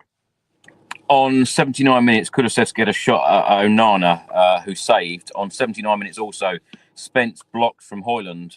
On 85 minutes, Brennan Johnson cleared from a Manchester United corner, and then a Tottenham corner, poor decision from Tell. On 87 minutes, Odegaard came on, Heung-min Son came off. Orchie, let's come to you on Wilson Odegaard. Great to see him back in action in a Spurs shirt today. We haven't seen a lot of him, but let's talk generally about Ange Postecoglou with the amount of players that he's got coming back and now got back in the games, coming up, and we'll talk about this shortly. Ipswich away and then Manchester City at home. It's going to be vital, isn't it, that we can rotate as a team and have options. Yeah, definitely. I mean, it's what I think Odegaard got injured sort of beginning of September. I think he's been one of the. I think he's the longest injured player, and he only arrived in the summer. So it was really I think that's one of the biggest frustrations for me, because again, I love Son, but I felt, especially since last season, he needed somebody to kind of be his, not necessarily his understudy, but somebody who could help manage his minutes and be kind of the future, because obviously Son's getting on now in terms of his age, so somebody who could be a realistic replacement, and also a rotation player, because I still think Son has a lot to offer to us. His skills are there, his finishing is there. It's just that obviously in this last sort of 2-3 months we've played him to the ground again. Same with Kulu as well.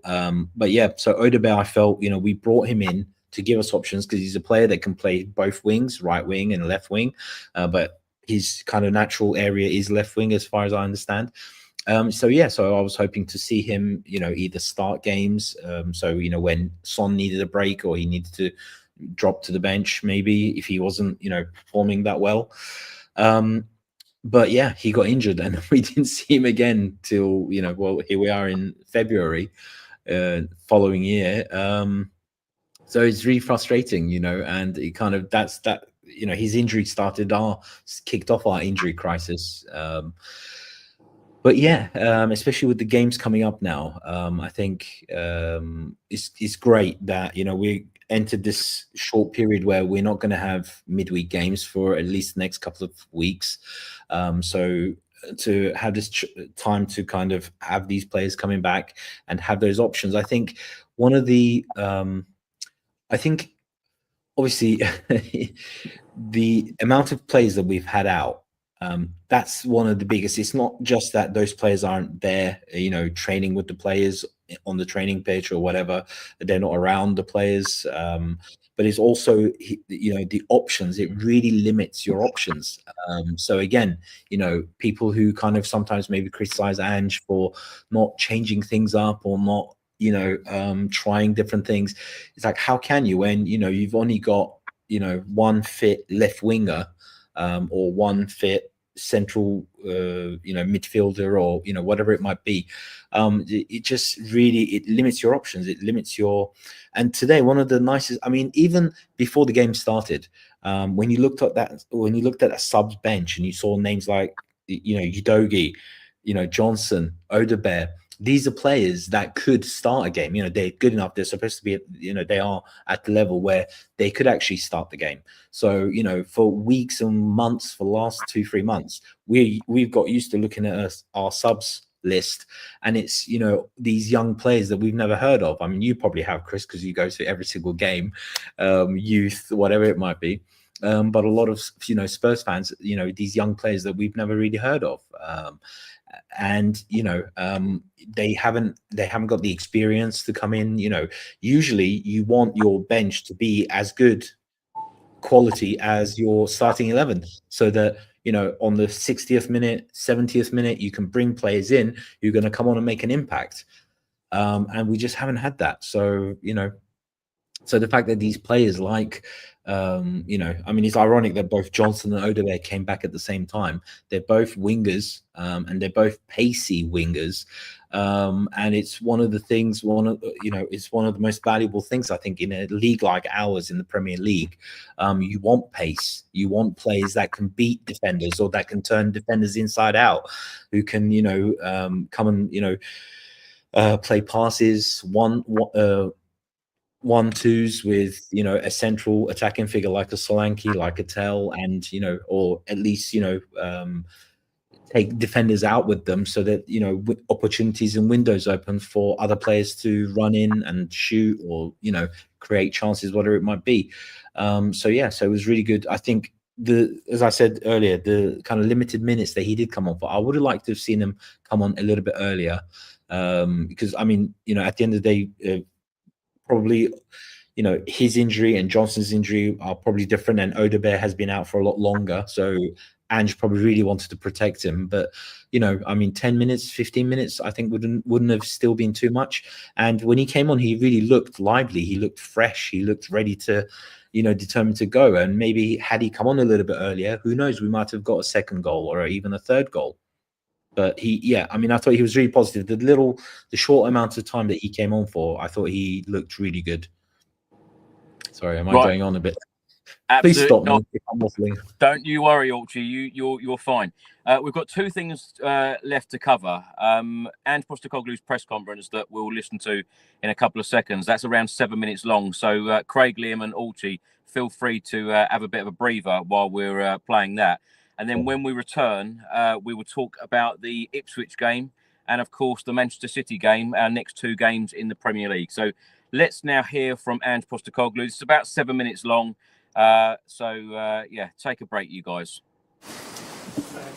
Congratulations. Back win. What's the Premier League? What did you make of the performance?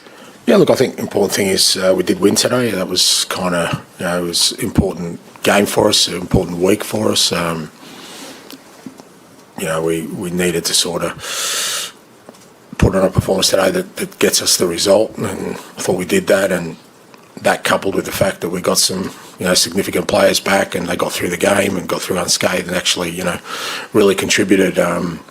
Important for us because, as I said, it sort of signals a little bit of an opportunity now for us to push on from here.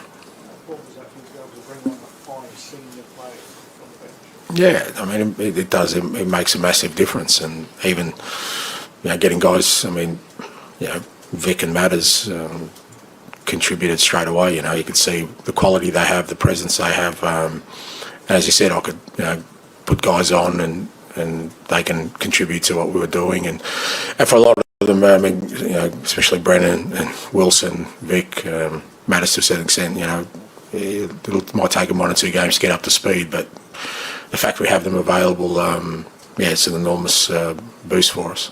Fans protest ahead of the game outside. What do you make of that, but also how they kind of support the team within the stadium? Well, I mean, obviously I wasn't outside, so I can't comment on that. But I thought the fans were great today in the stadium. I thought they got behind the team, and it was important. Like I said, it was an important game for us. You know, considering kind of the build-up for the week and how we had an opportunity to kind of just have a breather and kind of assess things, and also allow us to work with the players leading into it. I thought the fans contributed to us getting the result we needed. Matt? James Maddison appeared to respond quite well to some criticism from Orcun. Do you feel like that gave him a bit of an extra motivation? Yeah, I mean, everyone's mentioned his celebration. I didn't see it, so I can't comment on it. It doesn't surprise me that, Matters didn't accept what was being said about him and threw a shot back over the bow. But just great to have him back. Look, he's a quality player. Again, if you just look at his goals return this year from midfield, it's still right up there, you know. And I know he got frustrated when he got injured. And to be honest, we didn't think he'd be back for a couple of weeks, but he's worked awfully hard at training, done everything right to make sure he's available. I think that's the key thing for us. We've seen it with all our players, and particularly in recent times, that they all the injured ones, just all desperate to contribute. They've seen what the other guys have sort of gone through, and they're just pushing hard. And, even Brendan, Wilson, Destiny, they're really keen to be involved today. There was no me holding them back. They really wanted to be a part of it. And, please, I thought Maddis took his goal well, but also, contributed to sort of us getting the victory. He got a knock in his knee. I think him, Rodri and Sonny all got sort of knocks. I I don't think it's anything significant. But again, the beauty of it is now we can actually get them to recover rather than try and patch them up and throw them out again midweek. So I think, from what I know, knocks all three of them, but should be fine. John? And do you sense a sort of a return of confidence as such? Just with the return of players, that must lift the mood, change the mood? Yeah, I don't know if confidence is the right word, but you're right about lifting the mood. I sense that at training, not just with the players, even the coaches, we've hardly trained the last 2 months. We've just kind of gone out there and tried to work on things without putting a physical toll on the players because of the game schedule. And also, we've had to do it with under 21 and under 18 players. But this week, all of a sudden, we've had, 20 senior fit players, which gives everyone a boost. Training's a little bit more sort of energetic. It's more up-tempo. The players and the coaches all kind of respond to that and feeds in. That's why I thought it was important today we got a win because, that allows us then, okay, well, we can do that again this week, build into a big week. And there's no doubt the players understand, when you see the likes of Vic and Maddison and Destiny, Brennan, Wilson all training again, and, they feel good as well because, as much as all the players want to play, they also know that they needed help, and they got it this week. And what can that do for the team for the rest of the season? Because we are only mid-Feb. Well, I certainly believe there's still a hell of a lot on offer for us this back half of the year. Europe's the obvious one, but even in the league, I think we can make inroads there. We're not happy with where we are. It's unacceptable that we're in the position we are. But the circumstances have kind of dictated that to a great extent. Now those circumstances will change. Like I said, the guys who came back in today will, over the course of the next 2-3 weeks, I'm sure will improve and again make us stronger. And there's still 2 or 3 more on the horizon who will also come back. And I think that gives us an opportunity, a foothold. It's only one game, but I thought today was an important game if we were going to start that process, because getting 3 points today allows us now to start thinking about, okay, we're starting to make an impact. Nizar? And you talk about getting 3 points. Does it make sense to say Europe is an ambition still, trying to get any kind of European competition for next season? Well, considering you guys were asking me about relegation about 10 days ago, I don't think either is where we're looking at. I do think the league's tight. I don't think, what's happened to us is going to happen to other clubs, and it's coming. And, people think I'll be making excuses all along and want to look at what we're doing as just the cause of that. But trust me, other clubs will feel it as well. And as John said, it's only mid-Feb. It's a fair way to go. So I guess European football for us this year is important. Obviously, we're in the Europa League and we've got an opportunity there to make an impact, but I feel we can make an impact in the league. Today was a step towards that. We can play better for sure. We will play better. But we certainly feel with all the players coming back that we've got an opportunity to address the position we're in. You said it might happen to other clubs. Do you have sympathy or is it empathy for Ruben Amorim? Mate, if I check my office, I don't have any sympathy cards from other managers, so I can tell you that that hasn't happened. But there's definitely empathy there. I mean, I could see today Ruben, he's sort of had to put a team together, play players out of position, have kids on the bench. Well, welcome to my world, but that's for one game. Now do that for 2 months. Do that for 2 months. Any club, do that for 2 months, because I thought Man United were good today considering all that. And we had our days when we were good. We beat Liverpool in this spell. We had other significant victories, but do that for 2 months. Thank you. Thanks. Craig, let's come to you. Let's get your reaction on Ange Postecoglou's press conference there.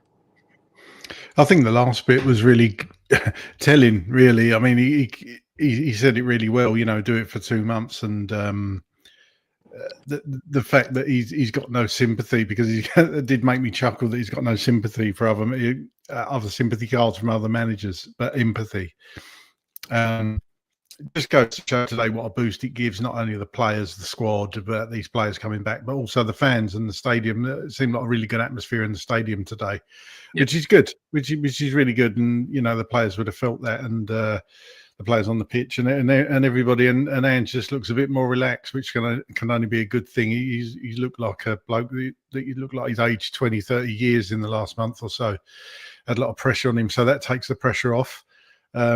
Hopefully that will be the catalyst. It's only one game, but hopefully we can push on over these next few weeks and really prepare for a run in Europe. I think that's what everybody's going to be pinning their hopes on, because we've got to go some to even get a European place in the league. Of course, it's not impossible, but probably highly unlikely.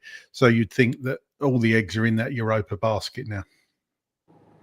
Liam, let's get your thoughts on the press conference, and in particular, I wanted to ask about.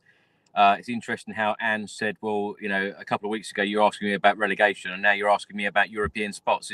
It's funny how, even on this podcast, how positive it's been tonight, how, a week can make that huge difference. Players coming back can make that huge difference in terms of people now thinking that we can go on this run and perhaps get a European spot. Yeah, I mean, listening to that interview, I can't lie, that made me very proud to be a Spurs fan. The way you dealt with it, and the way he answered the media. Because in my opinion, there's always this anti-Spurs kind of, in the media, always looking to criticise us with everything we do, shut down our managers. Like you see there, like today with United. Oh, poor United, their injuries, and Liverpool, oh, they have this player injured and that player injured. It's always poor Liverpool, poor Man United. But when it's Spurs, it's always, oh, this is the issue, that's the issue. Is it the manager? They're constantly just trying to put us down in the media. So I think for Ange to say, what he did in the press conference about Amrin, I haven't got any sympathy cards from any other managers. And I don't see why Ange should feel any sympathy, like the way he's been battered in the media, and the question like there that you said, you were talking about relegation, now you're talking about Europa League spots. It's just how the media, like, oh, look, they've performed well, they've got some players back, and then it's back to kind of like wanting Ange almost to forget what they've been saying about him the last couple of months in the media. But yeah, I think he handled it perfectly, and yeah, it generally did fill me quite a lot of pride to hear him kind of give it back to the media. Audrey, do you want to add anything reacting to Ange's presser there? No, I think everything he said spot on. Ange's always really good value in his press conferences. I think he's been a breath of fresh air. He comes in, he talks honestly, openly, from the heart. Obviously, there are certain things that he won't say and he can't say. He's not temperamental like a Conte or a Mourinho. He's always, you can tell he's always measured in what he says, but as much as he can say, he says it. And he's, I think he's very eloquent in the way that he expresses himself. As always, I always look forward to watching his press conferences, what he's going to say and what he's going to explain. And there's a lot of truth there. Yeah, just a couple of weeks ago, everyone was talking about Tottenham in a relegation battle and all that kind of stuff. And look, funny enough, just in the Premier League, that's 2 wins now, Brentford and United, and 2 clean sheets. How great is that? Yeah, absolutely. Yeah, well said. Craig, last question for you all now. Craig, let's start with you. Of course, our next game is Ipswich away at Portman Road. We haven't been there for some time. They are currently 18th in the Premier League table, 17 points from 25 matches. They are 2 points away from safety. Wolves, of course, with 19 points from 25 games. They're in 17th. Spurs, as I've mentioned a couple of times already, are up to 12th with 30 points from 25 games.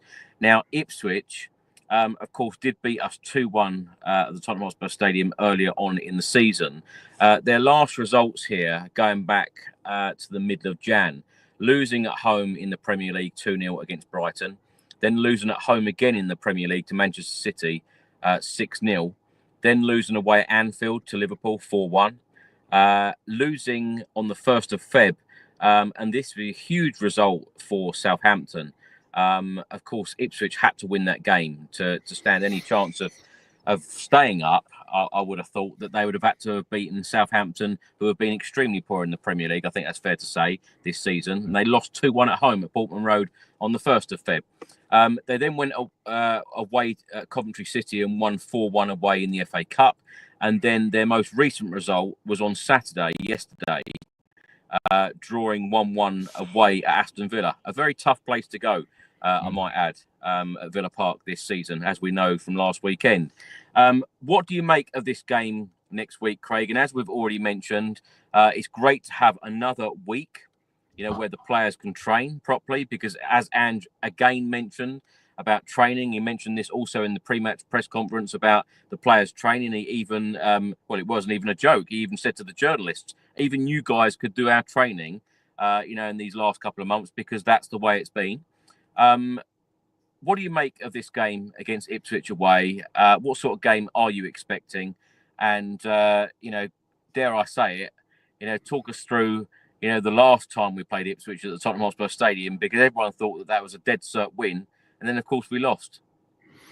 Yeah, I think this is a big game. Again, look, they're all big games. It's such a cliche, but I think we need to really win this game. I don't think there's any excuses. Ipswich, look, great result against Villa, 1-1. They'd have been dead pleased with that point. But it's going to be, look, it's a tough place to go. There are tougher places to go than Ipswich. So I think we should be looking to win this game. It's, like I say, it's going to be tough, but this is a sort of game that obviously we've failed at in the past. They beat us at our place. We haven't done well against teams this season that we should be beating, but they've been, a modicum of excuses. Fair enough. But we've got players back now. We should be going out and beating Ipswich at the weekend without a doubt. It's funny, Ipswich are one of those teams that I always want to see do well unless they're playing Tottenham, because I don't mind Ipswich at all. I'd love to see Ipswich stay up. I don't like to see the teams come up and then go straight back down again. But do you think they will stay up, Craig? No, I don't. I just think it's just a big ask from them. They can pull out the occasional really good result like last weekend or this weekend, but I just think it's so tough. It's probably 3 from 4 at the bottom there. You've got Ipswich, Southampton, Wolves, and Leicester. And I think it's almost set in stone that 3 of those 4 are going to go down. And sadly, I think one of them is going to be Ipswich, and there's something going to run. But the limited resources, playing squad's probably quite thin. But this is a game we need to be winning. As for score prediction, I think we're going to keep another clean sheet. I'm going to be brave and say 2-0 Tottenham win. Lovely. So it'll be 3 clean sheets in a row in the Premier League. That's wow. what I'm going for. Yeah. Wow. And I think I'm hoping you might even see a few minutes with Romero or Van der Ven, one of those two. Hopefully. I was going to say, I know what Ange said. Shall I push you about team selection, Craig? Who do you think he'll start? I wouldn't be surprised if it's Vicario, Spence at right back to give Porro a rest, bring your doggy in at left back. Very difficult for the centre backs. I just, what Angie's like. It could be a surprise. One or both Romero and Van der Ven could well start. We know they're close. Van der Ven was there today. I didn't see Romero, but he was there. He was there, was he? Yeah. So we know they're close. So it wouldn't be surprised to see that midfield. God only knows. He seems to not. I don't think Ange actually knows his best midfield. I really do think that. I don't think he. Liam was talking about the number 6 role. I don't think he knows who his best number 6 is. Personally, I'd love to see Archie Gray given a run there. Wouldn't be surprised to see Archie Gray at number 6. That would be good. Maddison, I think, did enough to keep his place. But then again, you can't play Maddison and Kulusevski in the middle, I don't think. Or you might be able to against Ipswich, I don't know. But you're kind of playing with two number 10s there, in essence. So that would be very attacking. And as I say, it wouldn't be surprised to see Odebear get a start. Probably Tell up front, you'd think. And obviously depends about Kulusevski. Might even rest him. He probably needs a rest as well. But you might see Johnson come in on the right. Okay. Liam, how are you feeling about this one? I'd say actually I'm more nervous about the Ipswich game now and the City one, because we are City's bogey team. I'm pretty sure they see us and they pretty much get scared and run the other way. Ipswich, they'll be well up for it at home. I think their ground's quite an intimate ground, isn't it? It's quite close to the pitch. The fans are almost on top of you, kind of like what White Hart Lane used to be. So I think they'll make it a very intimidating atmosphere. I think we'll scrape a 2-1 win, but I think it's going to be a lot harder than quite a lot of fans were expecting. I mean, I thought it was a dead cert when they came to White Hart Lane that we'd beat them. Yeah. And they turned over at home. So yeah, I'm more nervous for that game than the City game. Yeah, I agree with your score prediction, Liam. I'm going to go for a 2-1 Spurs win. I don't, like Craig said, no Premier League game is easy. They are all very difficult games. That is what is so great about the Premier League, and the inconsistency in the Premier League this season has just been quite incredible. Of how teams are just, teams at the bottom are beating teams at the top, and we're seeing it every weekend. It's very hard to predict scorelines at the moment. Archie, lastly, how are you feeling about the Ipswich one? Yeah, it's well, it depends on, obviously he mentioned that in the press conference after the game. Apparently Sonny, Danzo and Bentancur all had knocks, but he said nothing serious. Yeah. But apparently all three have had knocks. So we have heard that before. We've heard that before. Exactly. So I mean, just concentrate on defense. I think, yeah, if Danzo is unavailable for the Ipswich game, I'm hoping maybe, as Craig was saying, maybe Van der Ven or one of those guys is ready. I think probably Van der Ven sounds like he's closer to a comeback than Romero is, but yeah, potentially might put Van der Ven in there with Ben Davies. I think I would like to see Udogie on left back if he's fit enough to start. And right back for Spence. Let's see him in right back, start a game as a right back. I think, yeah, and let's give Odegaard, if Son has got a knock, why, I mean, he said it himself, rather than patch players up and get them ready for a midweek game, how nice that we have options. So, yeah, maybe Odegaard gets a start and, Son is on the bench. And then on the right midfield, I think, possibly Johnson, because I think, yeah, Ipswich, we've got these now pacey players who have come back, who are available. Why not use them? They are fresh, they're pacey. I think I'm going to go with Craig, actually. I think purely based on the fact that we went to Brentford and we kept a clean sheet with still a fairly injury ravaged team. So I think with the players that have come back, we can probably go up to Ipswich and get a result, as long as they're all fit and fighting. So I would say 2-0. I'm going to go with Craig. I would say about 2-0. The one thing that worries me is, yesterday they went to Villa and they got a player sent off in the 40th minute, and then they scored first. Yeah, and then Villa had to then equalize. So that was a surprise. That was a huge surprise. But anyway, I still feel, yeah, I think it was one of those just shock, results that you get in the Premier League every weekend. I think, as long as our players are back and they're fully fit, I'd say at 2-0. I think we'll win. We'll go up there and win, hopefully. Do you think maybe there's a chance Solanke might be back by then? Because I remember, again, he was saying Solanke was near. Like about a week or 2 weeks ago, he was saying like he's only a couple of weeks away. So who knows? Maybe Solanke might be at least on the bench, possibly. If he is, then definitely I would imagine us winning. Do you know what, Archie? I quite like the fact that Ange gives us surprises sometimes, and the way that he plays certain managers and media sometimes are saying, they're a few weeks away, and then suddenly, we get the team lineup or look at the sub bench, and suddenly these players are there. I love that. Yeah, me too.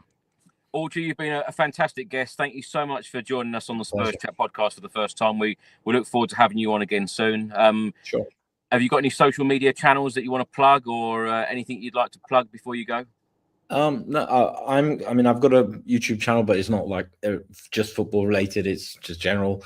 And I'm on Instagram if anybody wants to follow, London_Archie. So yeah, come and follow me, send me a message, keep in touch. You as well, Chris, especially if we get drawn to like either Galatasaray or Fenerbahce, I couldn't get through to you for Galatasaray because otherwise, we could have met up. But definitely, if we do get drawn with a Turkish team, then definitely this time I'll take you out for a meal and we'll have a drink. Absolutely, I will keep you to that. Yeah, I was going to say I look forward to it, but I'm not looking forward to going back to Galatasaray.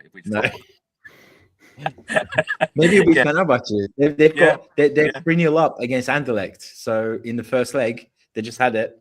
They're feeling like, who knows? Jose back at Tottenham Stadium. Can you imagine that? Oh, I can. That would be amazing. Yeah. Archie, thank you so much. And Liam, my pleasure. Thanks for having me. Thank you. And Liam, I know you've been on a number of fan shows, so thank you so much for all of your input on the channel. But it's great to have you here on the podcast for the first time. I hope you've enjoyed it, and we look forward to having you back on again soon. Where can people follow you? Well, I have my own fitness account. I'm a personal trainer, so the OCD PT on Instagram. You can follow me on there. You can send me any messages about Spurs. Drop me a follow. Thank you for having me on. I've loved every minute of it, and I just love giving the opportunity to speak about Spurs, which, you know, one thing we can all relate on is that how much we love the club. So thank you for having me on. Liam, you've been great. Thank you so much. And Craig, as per usual, thank you so much for all of your incredible input behind the scenes. And we know when we've had a win, or we know when it's either been a really bad result or a really good result, because it's been a long podcast. So 2 hours 15. I know it's not as long as the 5 hour fan shows that we normally do, but for a podcast, it's quite a long one. But I've really enjoyed talking to three of you today. So thank you so much for all of your input. Craig, where can people follow you? Yeah, no worries. Always better coming in when we've had a win. Of course, it is. I think Gary loved that 6-7 hour podcast the other night. Gary did so. I don't know. I've never known him go so long without eating sweets. I think he was desperate to get on the Harrow. At Dearman9 on X, if you want to give me a follow, or I think it's at Craig Dearman9 on Instagram. I think. I don't know. Yep. I don't really use it much, but pleasure. Spurs win. Let's hope it continues. Absolutely. Well, it's been nice seeing the players smiling. It's been nice seeing you guys smiling on the podcast. And thank you so much for all of your very supportive and kind messages about the podcast from all of the viewers and listeners.